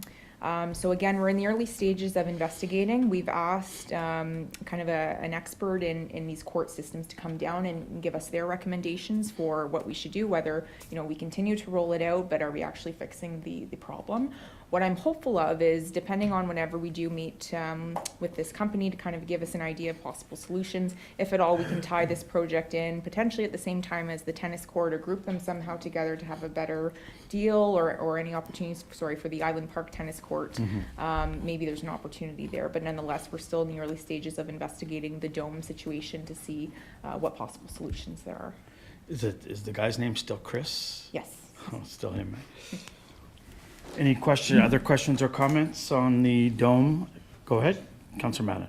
Semi-related, and I don't know if it's too soon, we had discussion about the high school and the courts there. Was there been anything further on that? Yes, so through you, Mr. Mayor, no further update at this time. I'm hoping to do a bit more consultation with the school in the early part of this year to come back to council with a more fulsome report on recommendations on what that agreement could look like before any movement, but they do seem very interested in getting things going and coming up with an agreement. So do we have anything in the budget for that?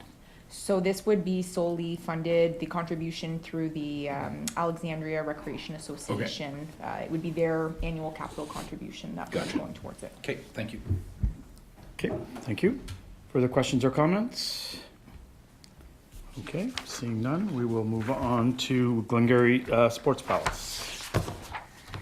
Thank you, Mr. Mayor.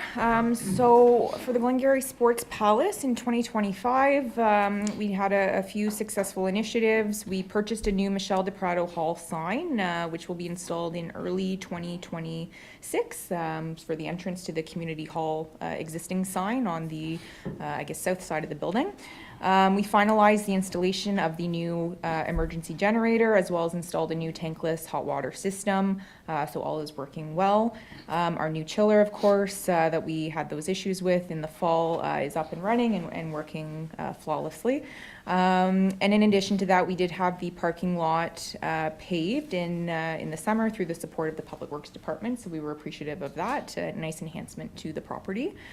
In 2026, again, major themes are consistent with the other arena in Maxville, looking at realigning the wages based on the staffing transition that we spoke to already, as well as aligning our utility costs with the 3-year averages to make sure we're budgeting appropriately for fluctuating costs with hydro and Enbridge, et cetera. In addition to that, updates to computer systems are also needed at the Glengarry Sports Palace.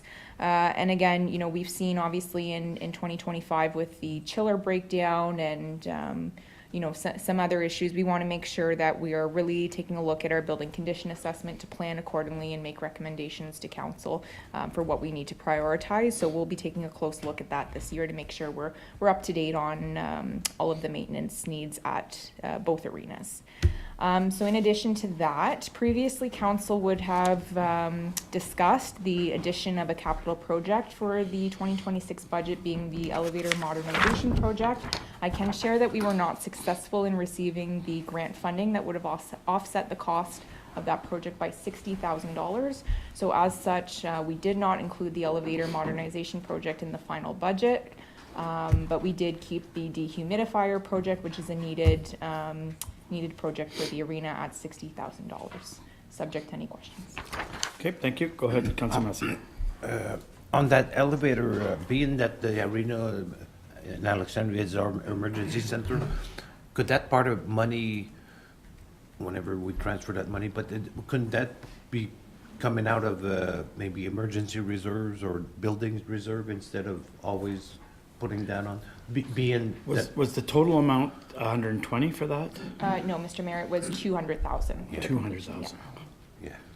So at one point when, I know that it's not the discussion for this year, the coming year, but maybe at one point, maybe either put money aside for in like a little reserve or take it from a reserve that I think we still have money in the emergency and stuff like that reserve or building reserve.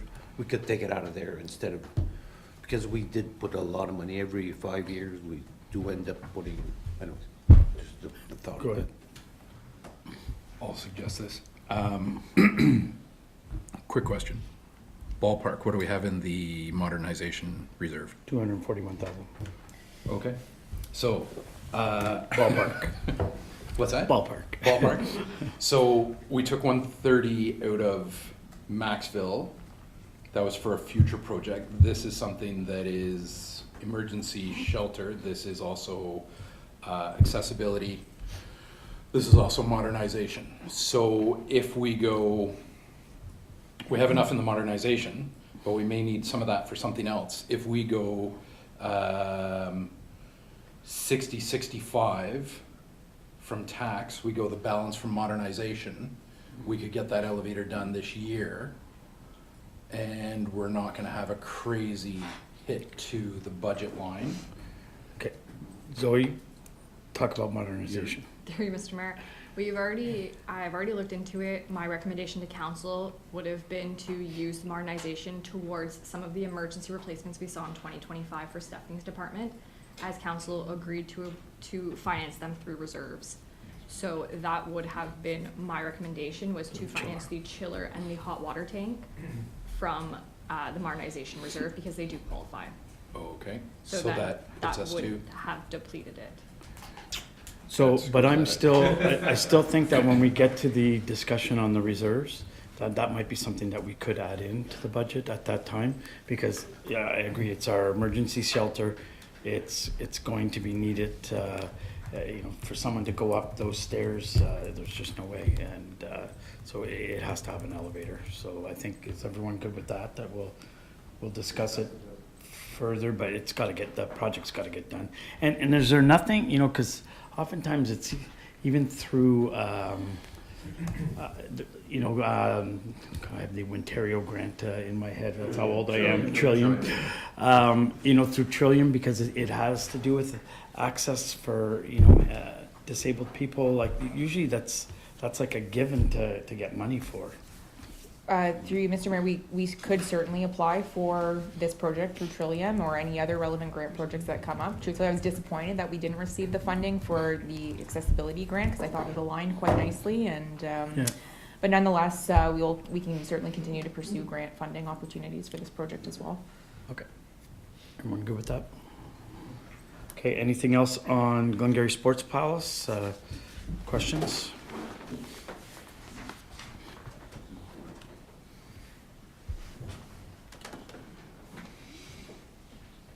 Okay.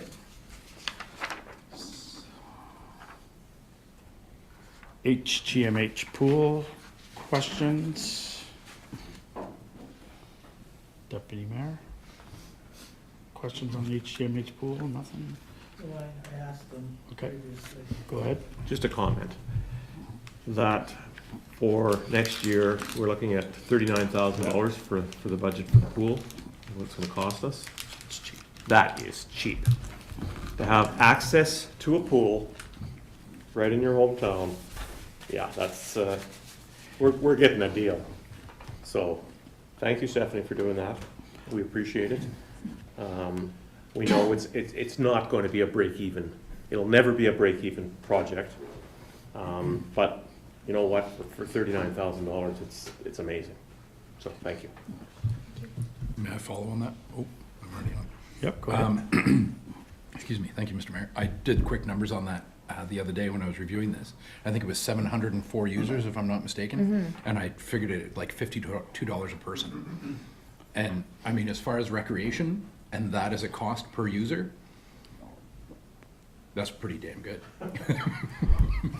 And I'm hoping that the usage goes up and that more people will take advantage of it. But yeah, to your point, $39,000 as far as a recreation facility for us to have access to a pool and to have the agreement that we have with the hospital, brilliant, absolutely brilliant. Swimming lessons are what age groups do we offer swimming lessons? Yeah, so to what age group? So we're limited with the size of the pool, Mr. Mayor. We can't extend beyond certain categories of what the Yeah. Swim for Life program calls swimmer. We can go up to level 4, but after that, we just don't have the capacity at the pool to extend. So typically, we do a parents and tots where it's, 24 months, 12 months, children go in with their parents up until swimmer 4, which offhand I should know, but it's probably, late, 6, 7-year-olds, Yeah. 8, 9, 10, like around there, it would be. So it's a good portion of youth to move from swimmer 1 to swimmer 4, and we're offering them on a regular cycle now, so they can finish one. Let's say they finish swimmer 1 this winter, it'll end in March, and then after the March break, they can come back and take swimmer 2 as an example. So there's continuity of the program. So I think it's important. We see so many drownings that are happening, and just because kids don't have access like we did when we were growing up to swimming lessons. I mean, there used to be 150 kids at the park that took swimming lessons, and we taught all the way to. I taught up to. I did Bronze Cross and Leaders. It was called back in the day, but and then you became a lifeguard. And so I gotta keep saying it because I'm old. So, so just leave me alone. Okay.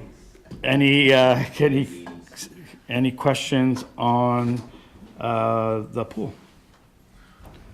Seeing none, you're done. thank you. Are you ready? Fire.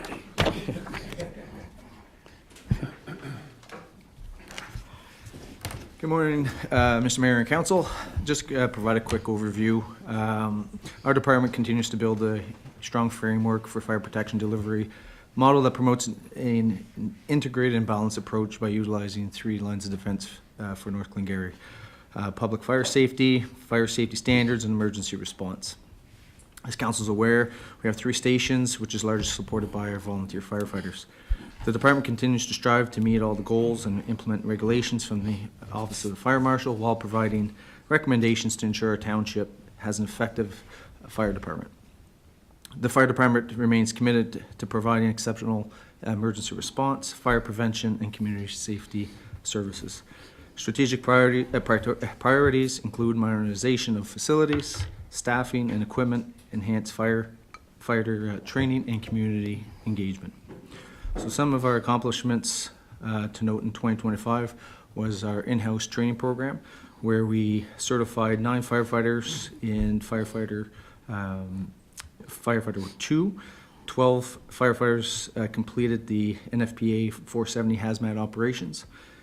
8 new recruits were hired and enrolled in Firefighter 1 program. 9 firefighters were fully certified in as an instructor. All this was to align with the new certification program, certification regulation that was required by the province.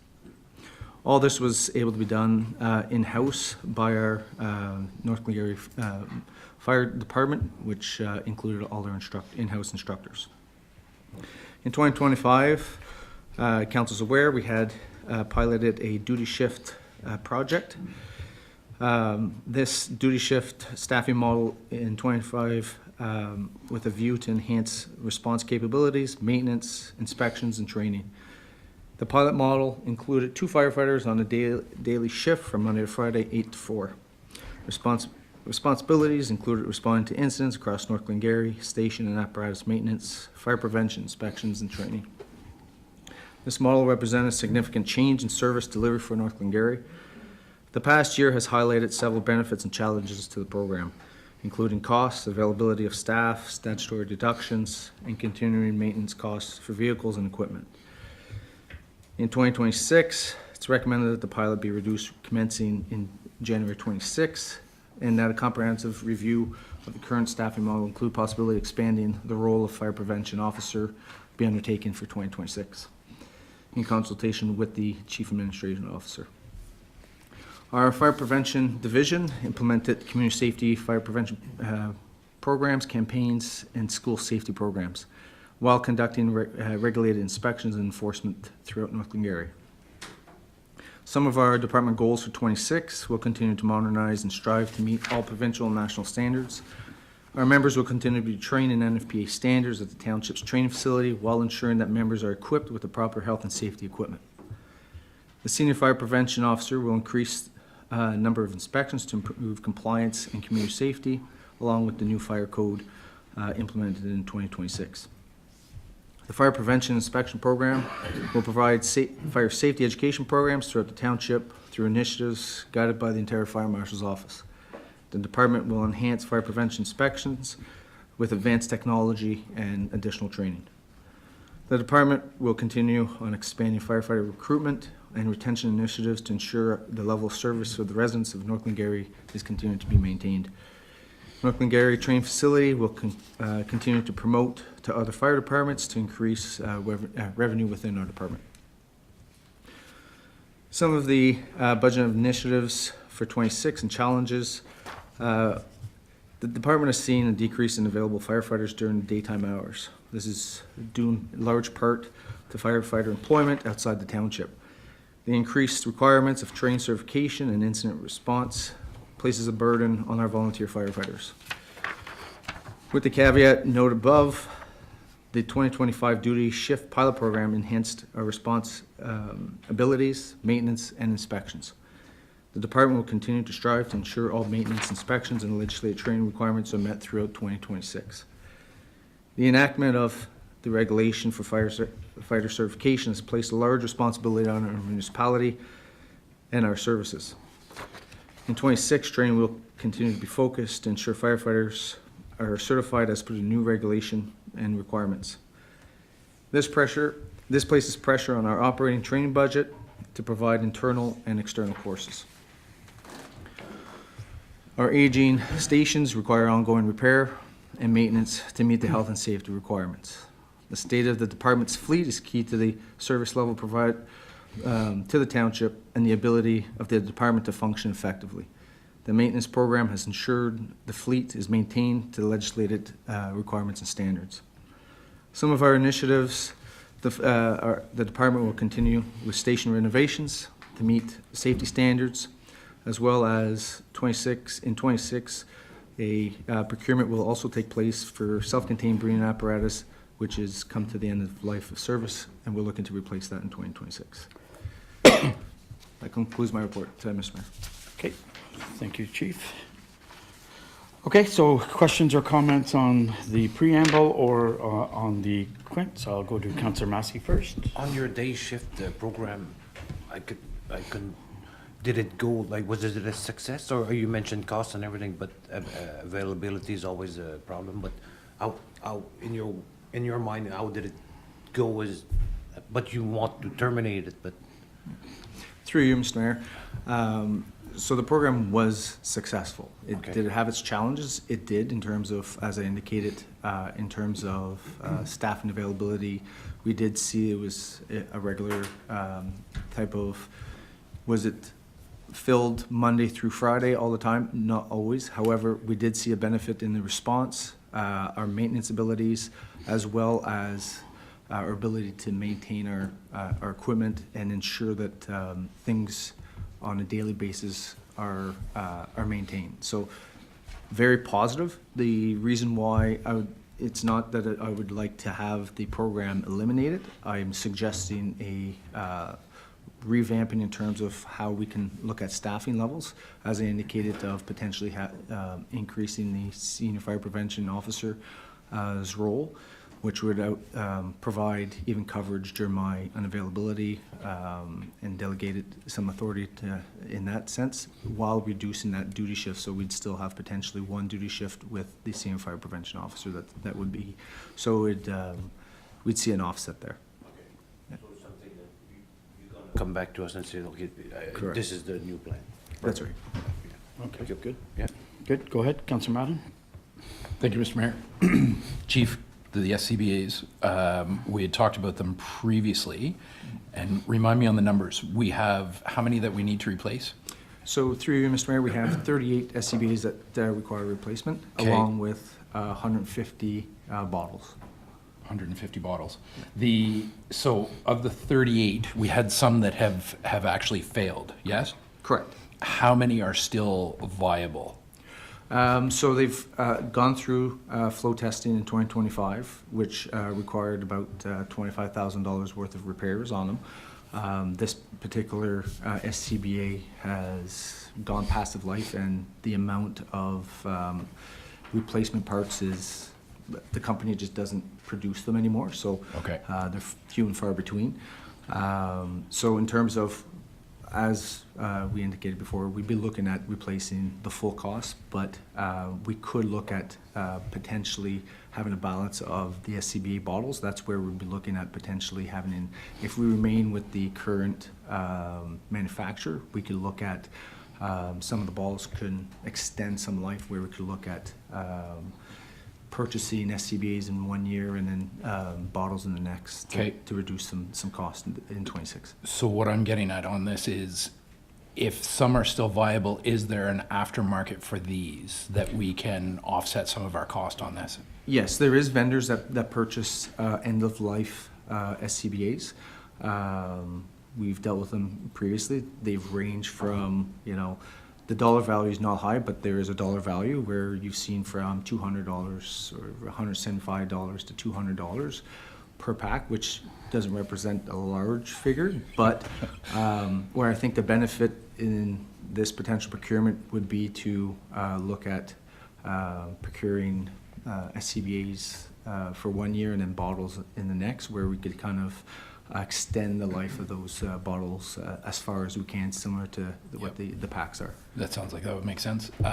The other thing going forward, I'm thinking, we know this is gonna be a thing every 15 years. Okay, I was gonna say 10, so if going forward budget-wise, to me, this is something that makes sense for a reserve, is to put some every year into a reserve that we know that we're gonna get closer to our full amount, so that we're not financing these over the lifetime. We actually have the ability to set aside and pay for them, and then, we're not paying interest on something that we know we're gonna need. It's not like a truck breaking down that we all of a sudden we got to replace this. We know these are going to be done, right? Yeah, certainly, yeah. And certainly we could that's, look at you know, that. if we just budget it that way, then I think it's beneficial for everybody in the future, whether we're all here or not. It's just setting the municipality up in a good situation, or a better situation, I guess. Yeah, certainly. Okay, go ahead, Deputy Mayor. Thank you, Mr. Mayor. Just under revenues, for a moment, Chief, I'm assuming because it's not end of year, all revenues have probably not been reported. I'm looking at fees from residents and MTO claims. Yep, through you, Mr. Mayor. Yes, in reviewing the spreadsheet of the actuals, I'll have discussions with the treasurer, just in terms of, I know there's probably some funds that need to be allocated to different account codes. There is some from residents that should be in there that I believe are probably placed in other account codes. But certainly I'll review that with the treasurer this time. Thank you. Yep. Thank you.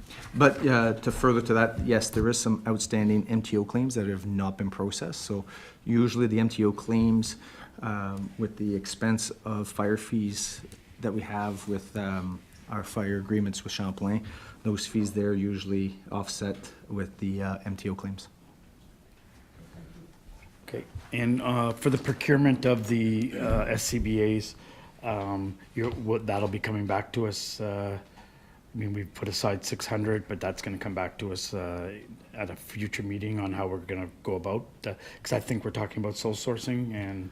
There's a potential, it would be council's decision as to how, I'll provide some recommendations to council as to how to proceed with this procurement, and what would benefit to align with the approved budget that council has aligned, and we'll certainly try to meet those requirements. Yeah.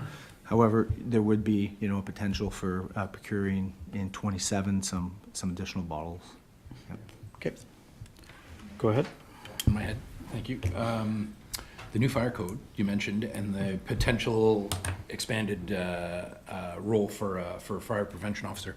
What kind of stuff came into effect for 2026, just so some people know, and who is it going to affect? So there's some changes. Largely, there was a large change to the fireman community. There's going to be a lot more fire safety requirements for barns and so forth like that, which is a positive thing, which has been a strong push by the Interior Fire Marshal's office. Starting January 1st, obviously there was a carbon monoxide that came in, but there's a lot of different pieces that align to the National Safety Code, Fire Safety Code. So Ontario's kind of brought it to align to that. Okay. Would this, if we expand that role now potentially, is it something that would have to stay in place going forward, or would it be like a year or two to make sure everything gets caught up kind of thing? Through you, Mr. Mayor, this role for senior fire prevention, we are just scratching. Currently, right now, it's a part-time role where we see 10 hours per week. I'd like to see this role potentially in the full-time role where we're not even scratching the surface in terms of what the requirements are. There's a lot of, issues that we should be tackling out there, and again, fire safety, where we can, obviously fire prevention reduces our suppression aspect. So we do have a very strong prevention program, which I'm very proud of, and they're doing a great job, but it is, we're reaching the max of those hours, certainly, per week, where, he's putting in a lot of hours that potentially that, are outside the, his 10 hours. So, Okay. Yeah, certainly this role would provide some balance even in my absence, that we could provide some coverage there for administratively. Okay, we'll talk about it in the future, obviously. Yep.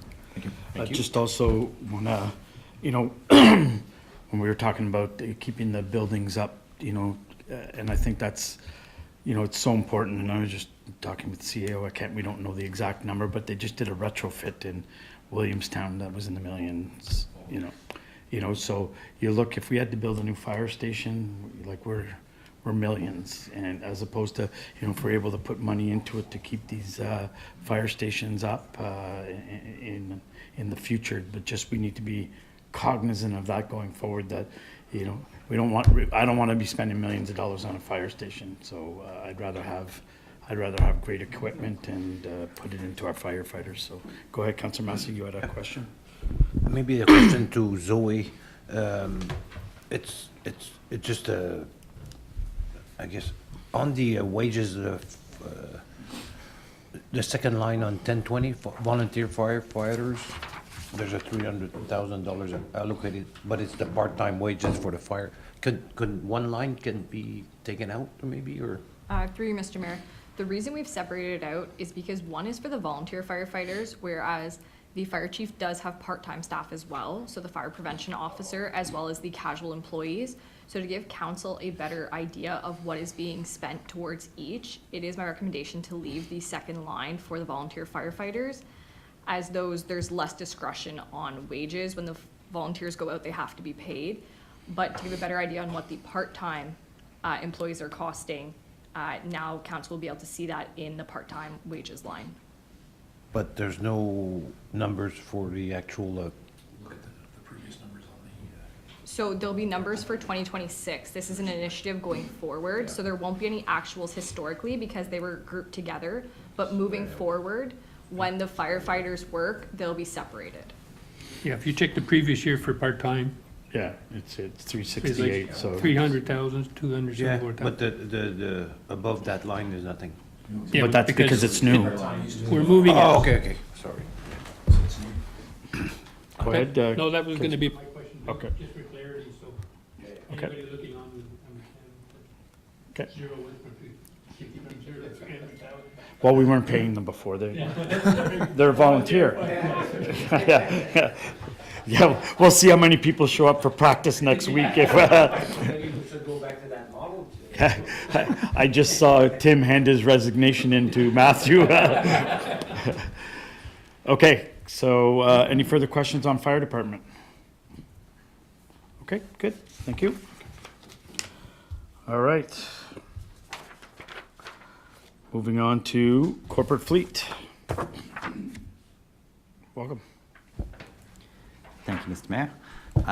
So as you mentioned before, the major portion for corporate fleet for Public Works is the replacement of the tandem vehicles. I will mention that this was one of the places where we worked with Treasury and the CAO and really scratched our heads. We had a lot larger asks for fleet, because we do have an aging, pickup truck fleet and, rusting vehicles and that sort of thing. We also are actually, we've sort of been in a bit of a holding pattern with, Public Works, with, our getting up to full staff and, working with what we've got. But really we looked at it and we were like, the most important thing is to get these tandems, because as you mentioned, they're purchased all at the same time. They worked well for their lifetime, but it's just all at the same time. They're all coming to the end of their life. So, so that's where we are with that. And so we're looking for another tandem this year. One of the good news to bring to council is that some of the supply chain issues that we've seen with materials coming from the COVID era. So we had almost a 2-year delay on those vehicles getting through. That seemed to have abated at our Public Works meeting last year with all the directors. We were finding that we were getting better pricing for tandems going forward. Obviously, the political landscape has changed and a lot of our materials come from the US, so we don't know if that's going to hold true. But we have seen those COVID factors abate and everyone was getting deliveries, and that was looking pretty good. Obviously since then, some political factors have changed, so. What changed? Anybody have a question on the corporate fleet?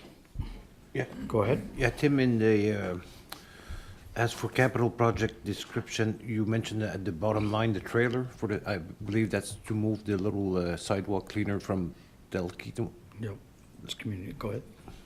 Through Ms. Mayor. So that's community services, and I'll throw Stephanie for that, but I can actually happily report to council that we were able to, as I mentioned in my report, I didn't want to speak out of turn there, but we were able to test, and I think I sent an email around to council about it with some photos, but we're actually able to use an existing trailer that we have, repurpose it, and, you know, so that operation with the new sidewalk tractor, that trailer with the tractor on it stays parked in the Laheel garage, and when there is when we need to go and do sidewalk clearing, we back up the truck, hook it onto the trailer, drive to Dalkeith, we do the operations, then we drive to Glen Robinson and do it there. I'll preface that as well as we are still kind of working on operations there because we're really taking it over. One of the things that we are finding we may need to modify is the snow removal. So we're finding that when we want to do snow removal in Glen Robinson and Dalkeith, we also need to do snow removal in Alexandria. So there's high demand for our loader with the blower. So we may be coming with some recommendations to get a different bucket for the backhoe there so that we can properly remove snow. But that's all just really, and it's the cost of us getting that tractor and then doing that work ourselves is really looking promising. So we're very happy with that. And when we get to the public works, I'll speak a little bit more about how we've done some lump sum contracts with contractors for snow removal, and you'll see the reflection in the budget, how we've split things out and really dug into that area of the work, and we plan to do more tenders for the remaining contracts for the 2026-2027 winter season. So that's all very encouraging, and I have to give credit where credit's due to Robbie and the team and Kelly, the Laheel foreman, who've really taken on that work, and it's very efficient, and they're working the guys really well there. So great props to the new employees and everyone working. Okay, thank you. And the trailer for, Yes, thank you, Mr. Mayor. So to speak to the trailer, that's simply to replace an existing trailer that's reached end of useful life, and that's used to transport lawnmowers and equipment to Okay. different sites throughout the Okay, I township. thought it was a trailer that was moving the machine, so I didn't see that. Yeah, sorry. okay, any further questions on fleet? Okay, seeing none, Public Works. Thank you, Mr. Mayor. So I'll go through the 2025 accomplishments, 2026 plans, and then I'll talk about the upcoming projects of the Main Street project and some of the possibilities there, as we are all anticipating that. So obviously we're Public Works. We do storm sewer, wastewater, water, sidewalks, bridges, roads, winter operations.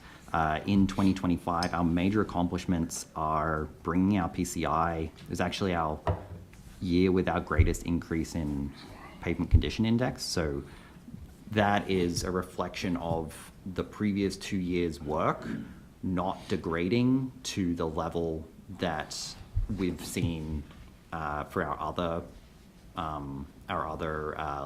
low LCB roads. So with the crack sealing and that maintenance, the roads that we've paved 2 to 3 years ago are doing well. And then we did another 14 kilometers of paving. That was on, we did East Boundary Road, McCormick Road, Concession 4, and William Street in Alexandria. So we've brought our pavement condition index from 6 up to 6.58, a 0.3 increase over 2024, and a 0.66 improvement over 2021. So almost half of our pavement condition index was realized last year. So that's great news. We also did culvert replacements and all our work to get ready for 2026 paving schedules. The gravel road on the things that we didn't achieve, the gravel road brushing was done, but the hard top brushing was deferred. So you'll see that $20,000 was unspent from that operating budget. So that's something that we're going to work with Robbie and Brian to make sure that we figure out where we want to do that and either rent machinery to do it ourselves, or we get a contractor to come in and do that hard top surface brushing. So that is another thing that really has a knock-on effect to the pavement condition index. Extra shade on the roads means that you have less evaporation. You also have temperature differentials. So if we can get that program going properly, that'll have a positive effect. We did some great capital projects. So the Center Street Bridge it's still in the budget you'll see for this year, but that's really just the paving conditions got too cold. We weren't going to let them pave, so that's carrying across to 2026. But the bridge is done. It's open. People can drive across it. One of those projects that is, it's gone really well when you essentially haven't had to do anything about it. It's just, we got the scope down, we went out, we did the work is done. It's how a project should go. We also did Roland Massey Crossing. That went really well. That's finally coming to a close. That's been, since before I started here, that project's been talked about. The OSIM inspections are complete for all the structures. We should be getting the report in January. It was done in collaboration with the rest of the townships, so that's really good. And then one of the major things was renovations to the Consolidated Public Works Garage facility. So those renovations remain ongoing, but the waterworks operators have moved across there. At the time of writing this report, they hadn't, but they now have. And they are setting up all the facilities in there. You saw the people robbing our office earlier. That was moving Robbie's desk over there, which is good. We'll have some extra space here for meetings and the such. And it's going to be good to get all those mines under one roof. We've also had really great advancements in our staffing. So one of the things is we've got very good operators who have started, and we actually did some work where we're using roads operators to operate the heavy equipment for water main break repairs. So that's something that we haven't done in the past. We've always used a contractor, but we've got those skills on board, and having those all of those staff under one roof is going to allow for that coordination, because even when we had the staff earlier in the year, that a water break happens and you need to contact the right guys and get all the right equipment in the right place to be able to have all that work done in-house. So this is going to be a great thing for the Public Works Department, and we'll get more efficient. In the Waterworks Department, the major, they've continued to do well supplying clean water for the towns and working well on our wastewater system. But obviously the major project is the Alexandria Lagoon. So even though we haven't awarded a contractor yet, we've done already millions of dollars of work on the lagoons, not just on the design, but physical work out there. So we've started pre-loading the ground for the lagoons, and we've also started desludging.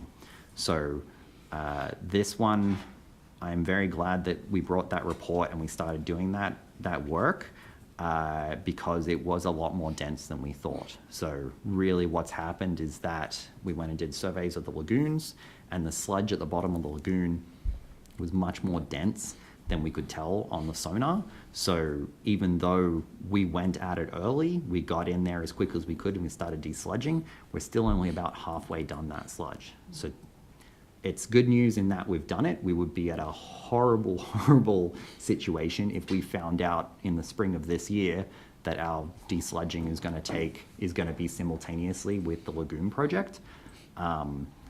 But what that means now is we still do have to accommodate them in 2026 to remove that other half. So at least everything's all set up.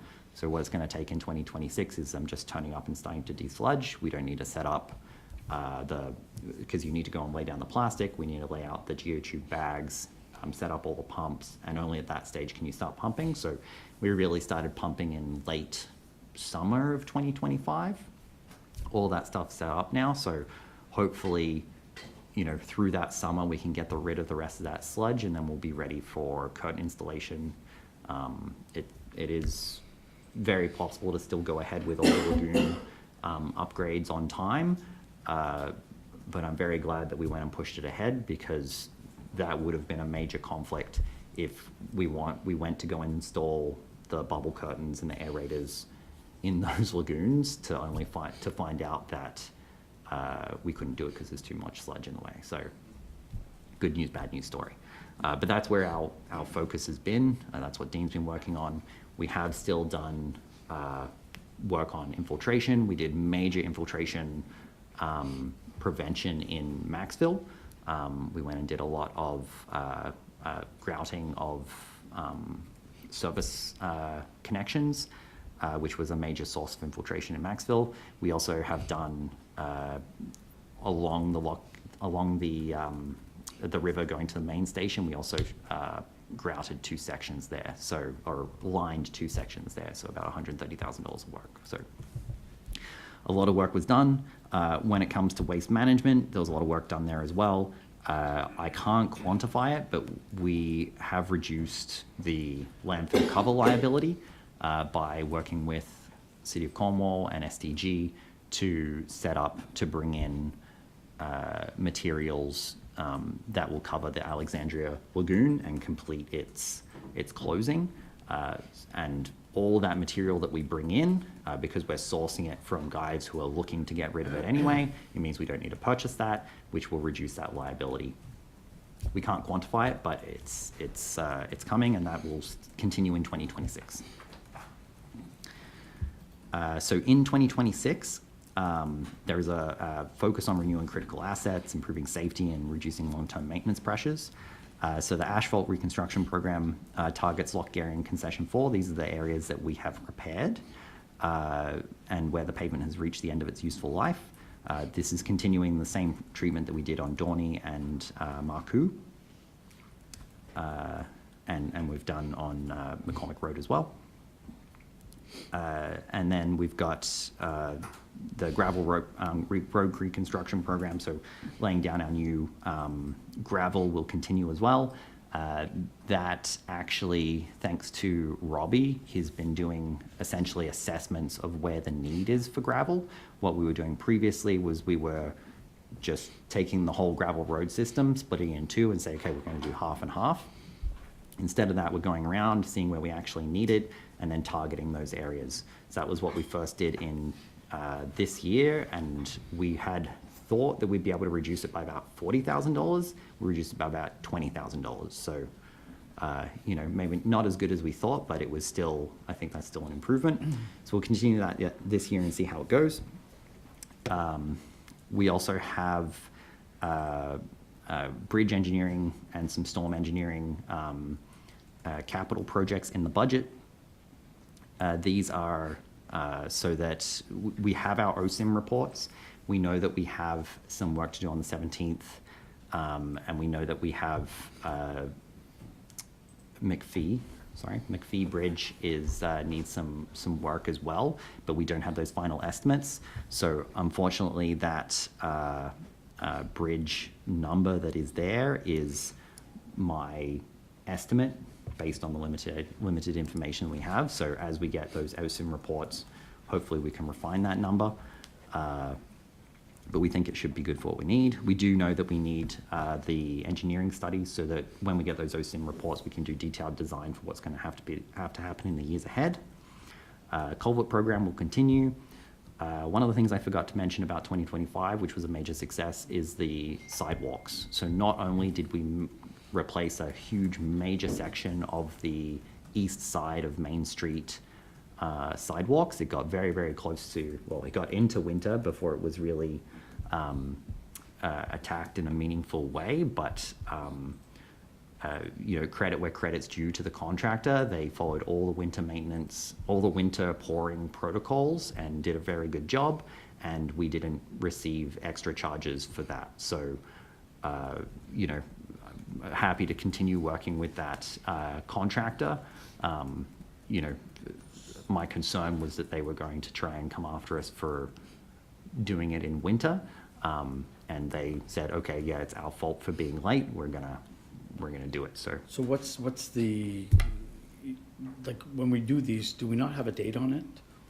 You know, Yes. So like and, you know, I'm thankful that they didn't try to charge us those things, but as we all know that something that's done in nice weather as compared to cold weather, is it always I don't know if it's always the same product. So how do we fix that going forward, like to make sure that we get them when they're supposed to come? through you, Mr. Mayor. So we do have a date on our contract, which is November 1st.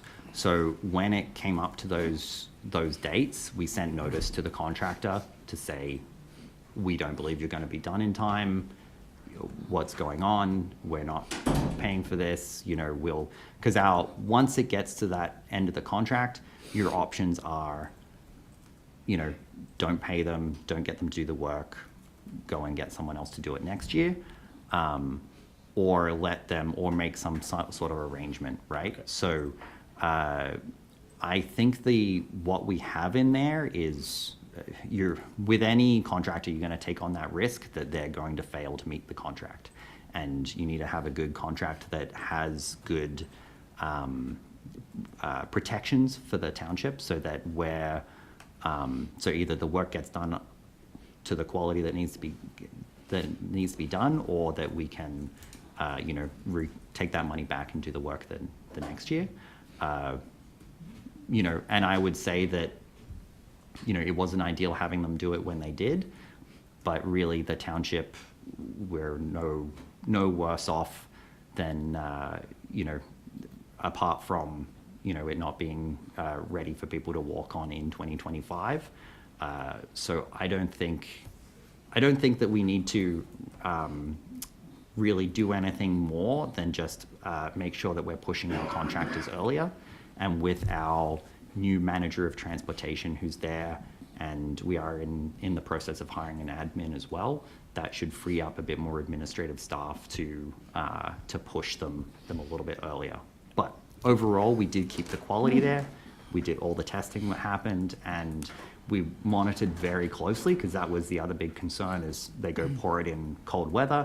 They don't use heated tops. They don't use, insulated tops. They don't watch the weather, and they don't use the right mix. And they did all those things, and they didn't charge us an extra cent for it. So as a compromise, you know, and a negotiated solution, I think it actually worked out pretty well. But Okay, Councillor Massey? On that contract, and I do agree with the mayor that thank God we didn't have to pay for the extra that they did, because it's not on them, it's not on us, it's on them. The other thing though, I came through Main Street a lot during that contract happening, and there was no security or flagman anywhere. Like it was the days I passed there, like I passed there twice, 3 times a day, you had the backhoe backing up right on Main Street, nobody really looking. So basically the public was the flagman, so they were dodging. So maybe next time with that contractor, they did a fantastic job. They look very good. Just the fact that maybe if we can have that in the contract, that they do need security, like flagmen, flag people, traffic control, because I believe that's the same contractor that put in the water pipes through the 6, and it was the same problem there. It's a miracle nobody got killed there, but just go through forward. you, Mr. Mayor. So there is a requirement to provide traffic control, and the traffic control that they do is regulated. Every time that we checked, they did have the proper traffic control in place, but perhaps that is our monitoring provisions that need to be increased to make sure that at all times of the day, not just when we go and check, that they have the proper traffic control there. Because I don't doubt that they, you know, that they could I not saw it have most people times, there. but there were some times that Yeah. there was nobody there. We did do inspections, but we, you know, in 2025, we were short-staffed in terms of the staff that we had, not only in the operational positions, but in the admin positions as well. So, you know, I expect a benefit to 2026. Overall, I was happy with the contractor making good on a bad situation that they created, albeit. But overall, I think that the township has come out for the better. The major part I wanted to get to with the sidewalks in 2025, though, our major success wasn't so much the sidewalks that we replaced, it was the sidewalks that we repaired. So we've been working on it for a while, is different methods to take out the tripping hazards that we had, and we purchased a scarifier machine that was so cheap it didn't even need to come to council. It was just in our normal tools budget, and that scarifying machine was able to take off, I don't quite have the number, but it was hundreds of tripping hazards. The guys were very happy to use the machine. It's essentially just a walk-behind scarifier from Home Depot, and it takes out those, you know, those bumps. And the same machine that we wanted from, that we were getting from our usual suppliers was a capital purchase.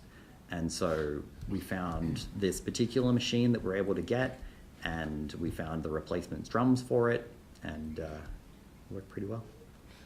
Good. I'd just like to add, that's awesome.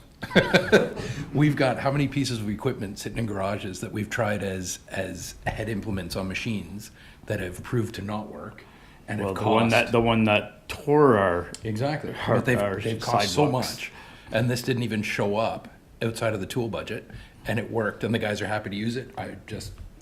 I'm laughing because it's just so simple that it's fantastic that it worked. Thank you.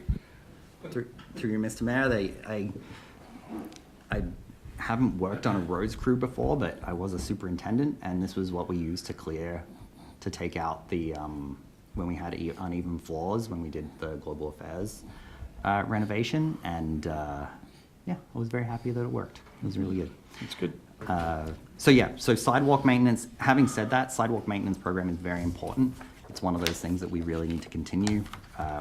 I think just the solid $150,000 a year that we've been doing, continuing, I think it's time to retender the project again this year, but just continuing as we're doing, making progress, I think it's all good news. Okay, that's good. So let's get to any questions just on the preamble. At this point, let's get right into the budget. We're on page 60. We have road administration revenue, road administration expenses, and road administration capital. Questions or comments? Take a minute to go through it again.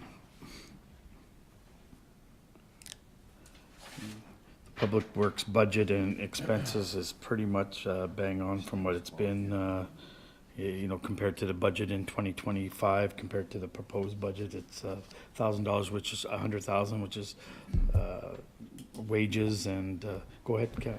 Yeah, so just out of the capital stuff there, Tim. So the asphalt reconstruction program for 2026 is going to be the fourth concession between Dorney and Old McMillan and Loch Garry Road. Is that what we're looking at? Through Mr. Mayor, yeah, so and this is where it kind of transfers to reserves for the Main Street project may come in. So it costs us, what I tend to use about $100,000 per kilometer for our LCB resurfacing program. The areas that we've prepared for 2026 are between Dorney and the rail crossing on concession 4, which is about 1.5 kilometers, and about 4.5 kilometers of Loch Garry Road. So that's from the 43 going south to concession 1, right around the corner. Mm-hmm. So that is about 6 kilometers. So I suggest and one of the things we've been talking about is we could transfer about 250,000 kilometers, $250,000 to the reserves from the asphalt reconstruction program.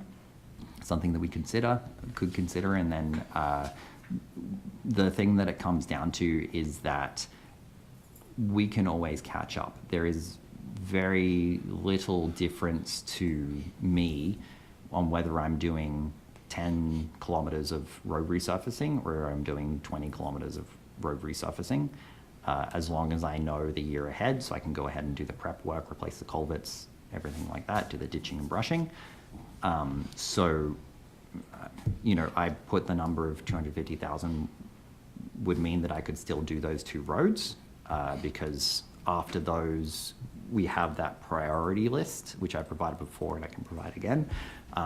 But essentially, as we go forward, we get a better idea as the tender comes in, and if we have extra money, we can go and do extra roads. If all the prices are coming in high and it's being more expensive than we thought, then we can reduce the kilometers a little bit and basically stop before we ran out of money. So that's the number. 815 is the number that I have to increase our pavement condition index, continue with that roads foundation program. But really, there's no, if we put that all into reserve and did twice the amount of kilometers the next year, it would be a net the same. It would just mean there's 10 less or 8 less kilometers that are paved this year. So I would suggest we could take that $250,000 out of the asphalt resurfacing budget. I should still be able to do concession 4. I should still be able to do Loch Garry, in still using that priority system. However, and then if the project doesn't continue or something happens with the project, we can always take that money back out and go repave that amount of roads. So you're advocating to put 250,000 into the Main Street project? Yes, contribution to reserves. Out of the 815 from. Yeah. Everybody good with that? I'm definitely good with that. Once we do a review of the reserves and we know where we're at and what we could allocate from existing reserves to Main Street, and I'm gonna say, your point too, it doesn't matter to you if it's 10 kilometers or 20 kilometers, those two roads definitely need to be done, and I'm gonna say the taxpayers and the people that live on those roads are gonna be very happy that they're done. They need to be done. But we've done a good job though, I think, in the last few years. So for sure. People are pretty happy with the amount of. If we've got a lot in reserves, we could take that extra 215 off of there, or 250 off of there, and keep going on roads, right? And it's just a matter of having that discussion about where our reserves are at, what we've got in there, what's allocated, what can be moved. I'm advocating to keep the 815 in there. Yeah, for sure. Get how much it's gonna cost us, and we're gonna have this discussion on reserves. But at the time, if we haven't gone over that amount, or it's budgeted to get those two roads done, then we can move the remainder of that money into a reserve. Agreed. Everyone good with that? Yeah. Okay. Mr. Mayor? Yeah, go ahead, question. Just, it'd be very handy, I don't know if it's possible, if we'd have just below when we have the capital budget like this and the sources, the funding sources, if we would have that little square of the reserves right beside. So then we would have an automatic look, how much there, you know what I mean? Like those three, the project description here and then the reserve in that, for that department right beside it. So then in our mind, we see it directly, say, oh, there's money there, then just. Okay. Further questions or comments on this? Go ahead, Deputy Mayor. Okay, I'm in roads admin expenses. Yep. I just see material and supplies here budgeted at 30,000, and the last 2 years have been in the $1,500 or $15,000 mark. Now, I don't know how much that fluctuates, so I don't want to leave you short, but I'm just wondering if. What number is that, Carmen? That would be. 20, kind of halfway down, 21, 25. Yeah. 21, 25. No, 2026. No. 2021. 21, 25. Okay, yeah, thank you. Okay, so it was, but it was. It was It was 30,000 in 30,000 in 23. 2023. Through you, Mr. Mayor. Okay. Go ahead. Through you, Mr. Mayor, this is one of the things that you will notice in the Public Works budget in operating this year is a lot of items, not so much in this one. So you'll see a lot of these items we've been consolidating budgets. Because some of them didn't quite make sense. So I think if you go down to, I believe it's road maintenance, 143012 4300, road maintenance, catch basins and curbs, you'll notice that 2026 proposed budget is 0, and road maintenance, debris and litter pickup is 0, because we did have and that's where our materials and supplies budget comes in, because I'm able to very accurately track this, and I can tell you what that material supplies has been being spent on.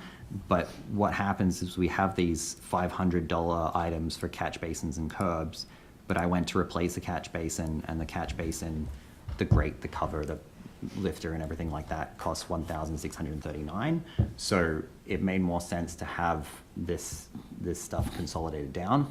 And there is a lot of things that sometimes happen at the township, such as the cleanup of the boat ramps and that sort of stuff that we maybe don't anticipate ahead of time, but we see, okay, that's a good thing to do.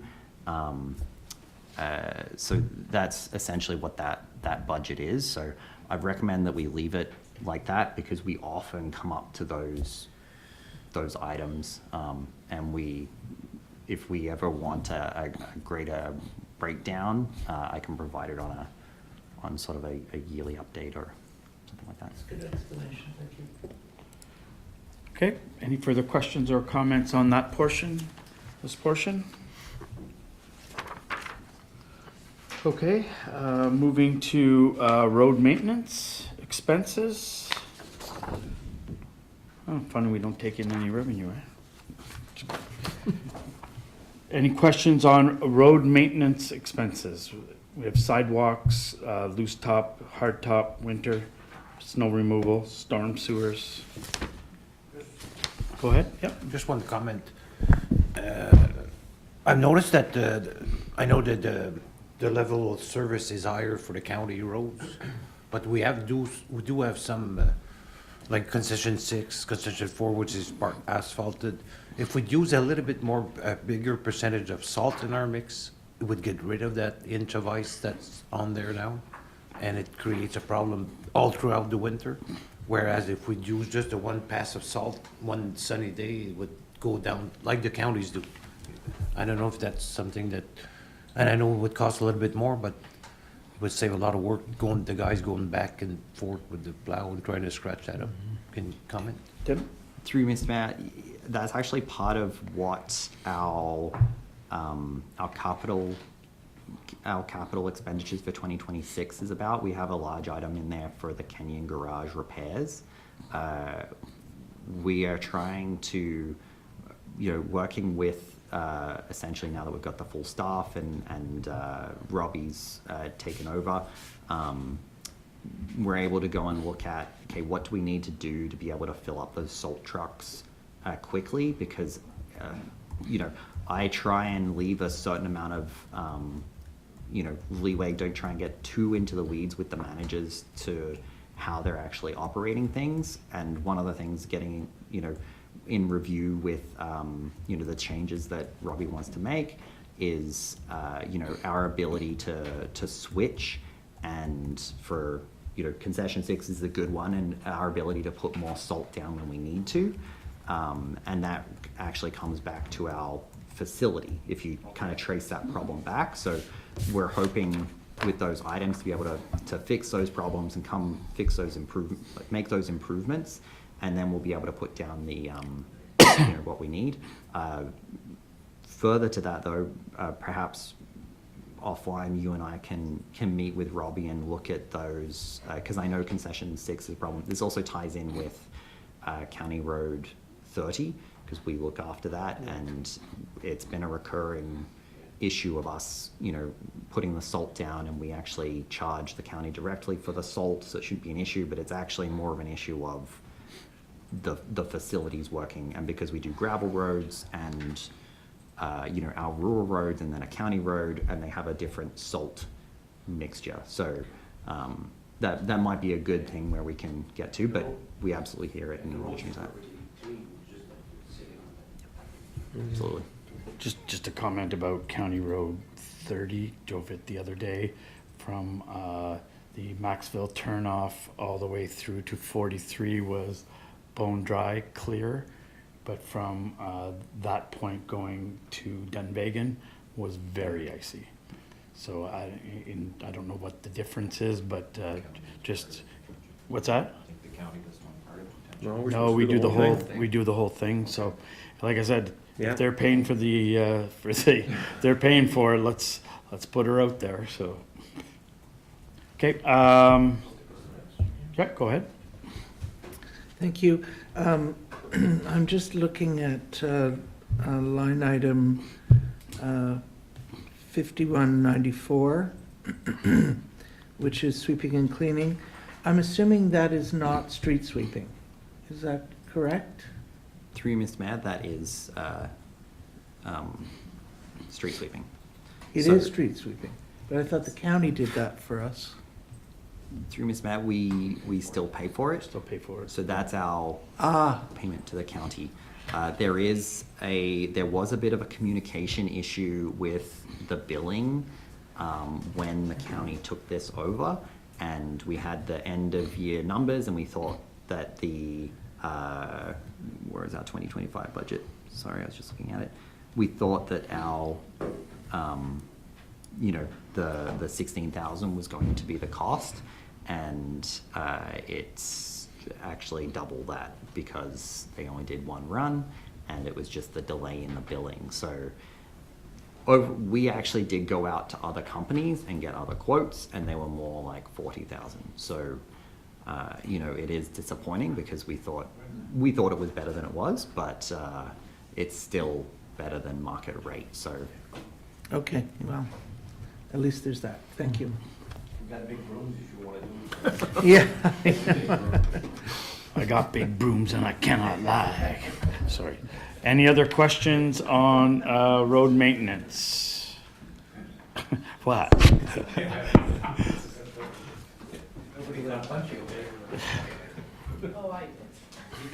You what? Yeah, can you delete that from the... road maintenance, any other further questions on that? Everything seems in line with the previous year. Okay, so moving on to 2026 waste management. Questions or comments?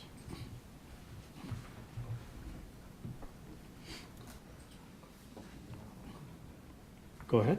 I noticed in your notes, Tim, on garbage fees. Are we there yet? Is that what we're talking about? Waste management, yeah. Okay. Waste collection, waste. Okay. It was jumping from 165 to 200 this coming year? that's correct. Yeah. I have a concern about that. Yeah.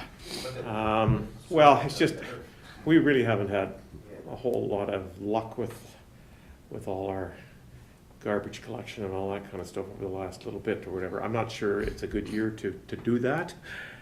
I can understand like that's, I don't know what percentage that is, but like 3% would put it up another $5. And this is $35. So that's, yeah, it's a big percentage. So I'm wondering if maybe we should sort of go 3% next year, 3%, 3%, till we sort of get back to where we need to be, and then go to the 2% a year type of thing. That's my feeling on this. Go ahead. I think, I agree with you, Jeff. And I had discussion with the mayor too, not too long ago that I think there's a plan to look at with some Glengarry Corporation there somehow try to do that too. But that 165 to that 200, isn't that already included in the tax levy? Like it, No, it's an additional. Through Mr. Mayor, So it that's is a- included in the current tax rate, so if we do want to reduce it, I can recalculate it at a new rate and we can see how that would affect the increase of the tax levy. okay, so that's like a charge on top of the taxes, do you see that? in the Yes, bar? Okay, it's broken yeah. out. Oh, it was in his written comments Yeah. here. Yeah, definitely, Yeah, no. it hasn't changed in a long time. No, and I get that. I get that we should have been doing like we do Like for we do with water. water. Yeah. Exactly. We should have been doing 2% a year, but we haven't. And now to bump it up. you Not know, a good- it's not a good it's not timing on It's that. not a good thing or whatever. And what's that? But it's not a good time because we get a lot of complaints. I mean, that's my biggest Yeah, complaint. And absolutely. it's gone down 100%, I think, since we had the call center and things seem to work a lot better, but I still get it. And, you know, yeah, and I hate following things on Facebook. I get it, it's Facebook, but it's drives me like to hear those comments. And so what's our option? Go half? Is that what you're asking? Or what, Councilor Manley, what do you? Well, no, I'm saying if we bumped it up to 170, that's 3%. Yeah. I don't think we want to go much above 3% this year. That's my feeling. What would that do to our? So, through Mr. Mayor, at 170, it would bring us over the 6%. At 175, which would be a $10 increase, that would bring the tax levy increase to 5.81%. 5.81 from the, No, sorry, for the tax levy increase. So we're going from 4.09, and this would bring it to 5.81%, but that would be a $10 increase for the yeah, garbage. don't forget, this is every household, so it's a lot of money. 2 points of tax to everyone. And tell me the reasoning, I know we're falling behind, but are we actually not gonna, does the budget not balance? I mean, we just got rid of recycling, so there was some savings there. So through Mr. Mayor, we did remove recycling, however, we also had rare. So we were not making money with rare, so once we removed that, it did help. However, as Tim mentioned, there hasn't been an increase. There are additional costs. North Glengarry is one of the only municipalities that actually breaks out the garbage charge. Most Yeah. people just It's just included. leave it against the tax Yeah. base. So either way, most residents will pay. However, if they have more units, they will pay more through the garbage tax than they would through their taxes. Yeah, go ahead.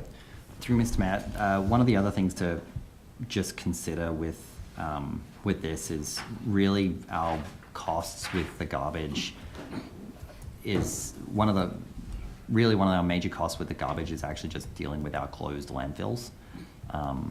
That's really our, one of the major issues, and then planning for future closures.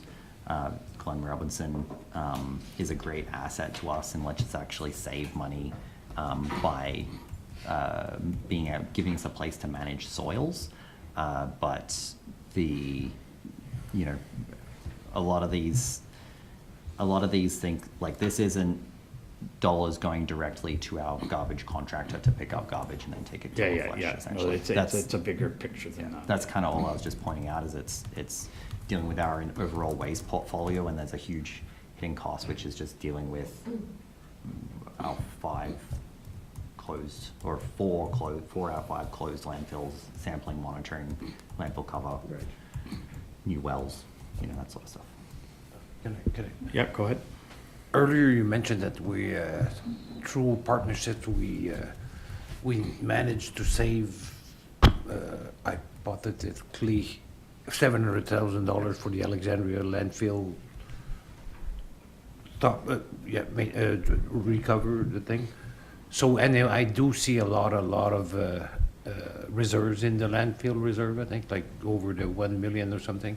So I would be more comfortable if we remain to 165, or, Through Mr. Mayor, so those reserves there are legislated because of our landfills. Right. Right, so we're not allowed to use Okay. those to pay for that. And that $700,000 that I was talking about is essentially a projected cost that we could have if we are not able to get the material somewhere else, right? So, But you say with the tax, the tax fee that we charge our taxpayers per unit covers the cost of the contractor? no. No. It doesn't cover? No, So it's the all- overall garbage it's all fee part of it. is your entire waste management portfolio. Yeah, I know, never mind the landfill, but does it cover the Yes. contractor? Yeah. Yeah, okay, Yeah. so, So what, if we went up halfway, what would that do? Sorry, $17, $18 to how much? Just to, what are we at right now? We were at 165, 165. 180. We go to 180? Okay, just give me a moment. That's $15 per year. So at $180, it would bring the overall tax levy increase to 5.46%. We started at 5.91 today, right? We did. Through you, Mr. Mayor, I think it's important to note, though, that though the tax rate would go up, residents are still going to be paying less because that charge is broken out. So either way, the township is collecting these funds, it's just how it's going to be broken out Yeah. and in what proportion. Okay, what's everybody's opinion here? Let's, so we're- do we go to the 35 and bite it, or go to 25 and? Didn't we take on? Well, this is an example of, like, for 12 years, we Still haven't that increased that. Yeah. Yeah, And this is the example, like. Now, all of a sudden, you're So, in, so that's And our why 5.91 We was either- at the increased rate, was it not? do it now, or What's like, happening here? Why are we not going lower? because if, you know, look at but, the okay, so, Okay, we go to 290, 190. 190. Never mind. If we go to we go to 390, yeah, we'll all 190. be looking for Let a it job. be recorded that the mayor was. Yeah.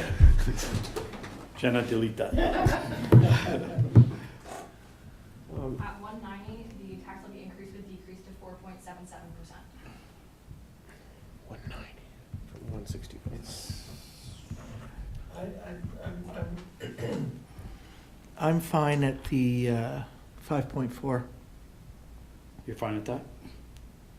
Everyone else? I say, You're good with that? I say we bite the bullet, put it to 200, and then give the people that, yeah. Well, It's only 5.4 is reasonable. what's that? A 5.4 is tax rate is reasonable. reasonable. Oh, yeah, no, I know, but I'm just, But then we're gonna have to, we'll be in the we'll same position have to next be year. on it, like, Yeah. Yes. every year we'll have to be. Like a on it. Yeah, after 2% a year, we Yes. gotta be on it. Increase like we did. Yeah. well, and maybe at some point down the road, we may decide that we're going to go together with somebody else and collect our own garbage, correct? That could be Possibility? And then, will we need to collect that, are we still gonna collect that $190 or 100 and Well, whatever we it still is? have to, we have to pay the men, we still have to, cover the trucks, Right. there's still costs. There's still costs, I realize that, but maybe it could come back down again. If we save money, it's possible that it could be reduced, but that doesn't just pay for the actual No, collection. I realize that. So Yeah. it's probably always gonna stick around. It could be rolled into, at some point you could decide to roll it into the tax rate. Right. But, it doesn't go away, right? Okay, so 5.4? 5.4. So how much is that gonna be? $15, $15. 180. At $180 for the garbage tax fee, it would be 5.46%. I would rather see the 200. Okay, I'm No, not I'm what you'd just rather saying see, what I- what's the vote though? Let's, $200 plus the 4.7 in taxes. That's, okay. take the bite, $35. It's not even $1 a I week. like It's the 50 cents a week. 5.46. 546. What do you want I to can do, do 546. Karma? 546. 5.6. Yeah, 546, okay, 546, so 15, we add $15 to it. Okay, so, wow, we never really have too much of a discussion on landfills. Okay, into the waterworks budget. Revenue and expenses are on page 65 and bottom of 65, and all of 66.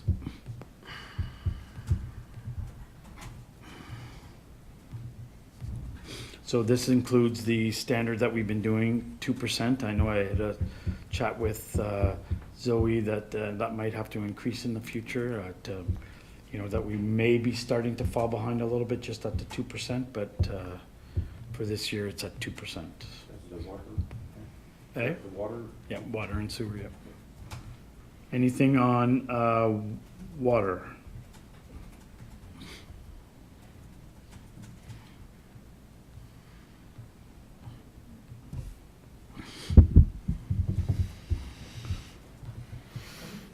Sure, go ahead.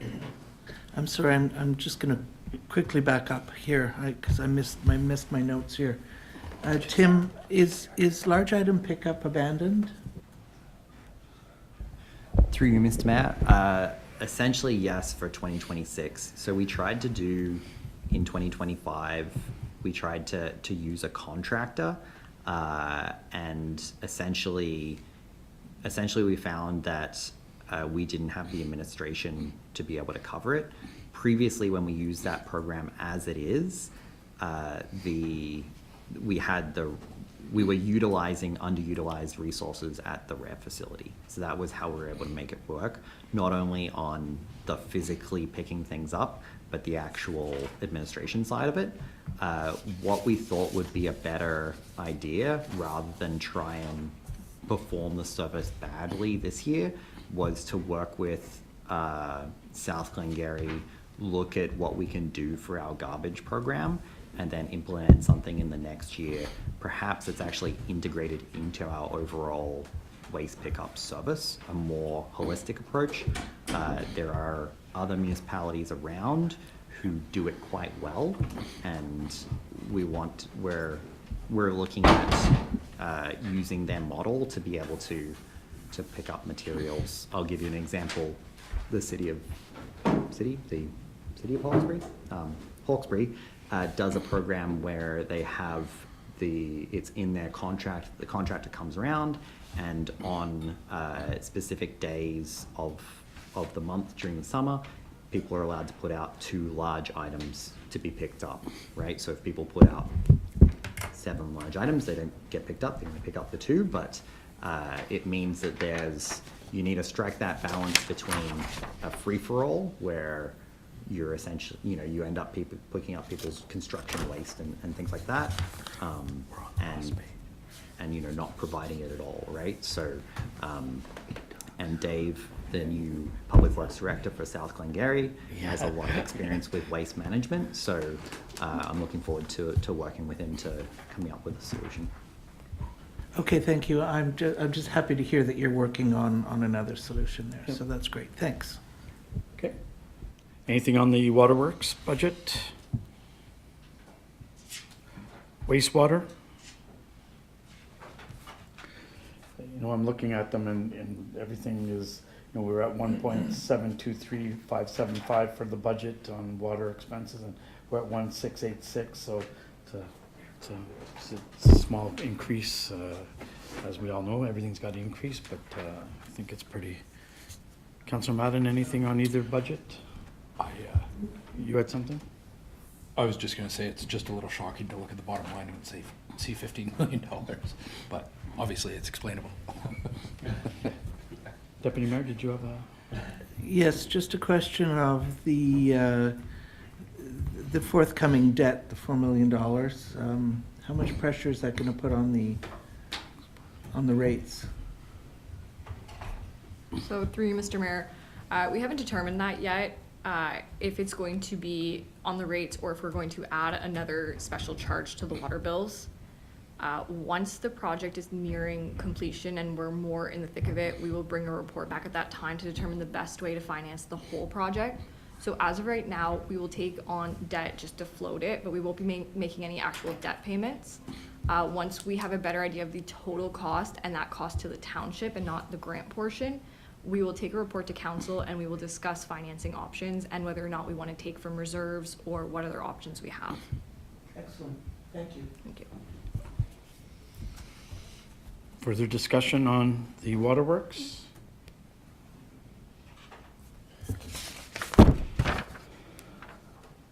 Anything on, oh, that's the last, that's the last bit. So officially 5.46. Everyone. Down from what it was. Good. Yeah. And it's one of those years, it's a tough year. We have lots of expenses, so, okay. Let's, So just, no. Yeah, go ahead. just to be clear, so going forward, we're going to have a policy that's going to have a fee increase or a percentage increase to the waste pickup charge, the waste fees per year. At what, starting from what? Through you, Mr. Mayor, our recommendation would be to just adjust it based on COLA each year at budget time. We could always incorporate that But what's- into the garbage what's policy. What's the base starting at 180 or 190? 180. 180. Okay, so we, yeah. We would start it in future years. Okay, which is going to bring back the problem next year with the same thing. It's going to be the same thing next year. Well, no, I know, but we can't, we're just gonna break it up over 3 years, so. If that 15 is already in our tax rate, it's just, we're just gonna carry that on till we get to the 200 and then go to COLA. Yeah, what I mean, the $20, the increase you're gonna get next year is gonna result in a percentage of tax increase to overall budget? Anyways, never mind. Through you, Mr. Mayor, no, it No. wouldn't, next year it wouldn't, because we would only be adjusting the 180 by 2%. Yeah. So it would not affect the Oh. tax levy at that point. Okay, okay. Okay, sorry. Okay, everyone is good? Okay, so, Counselor Massey, thank you, just first off, thank you to all senior staff and, bringing us a budget. I mean, we'd given you a number, you came to that number, and I know there were lots of talks back and forth to cut things and to get to this number. And yeah, he didn't, look, I'm gonna take you out shopping on my dime. Okay? Yeah. Eh? Yeah. So we're gonna go to Chico and Joe's? Value Village. Yeah, so, anyways, thank you to everybody, thank you to council, it went fairly quickly, but, again, it went quickly because we had It reflects the quality. of the budget. product that When presented. I was getting calls, Michael called me yesterday and just said, so there's not much meat there, to cut, and there really isn't, so, Just to add, this is, I mean, we're still essentially maintaining. It's not like we're able to do a whole lot. Obviously, we've got a major project, which is the lagoons, which has been on the books for years to be done. But it's not like we're going out and, acquiring new machines or, this is the cost of maintaining services that we have and keeping up to date so that we don't fall behind. And this is the cost of doing business. It's crazy that 5% doesn't get us anything extra. Yeah. It just keeps us where we are. That's to my mind, a little sad, but that's also reality. well, I wasn't sad until you spoke. Sorry. Yeah. Okay, Councilor Massey. Thank you, Mr. Mayor. Moved by myself, seconded by Deputy Mayor Williams. There being no further business to discuss, the meeting was adjourned at 8:23. 12:23 a.m. All those in favor? Motion is carried. Going offline.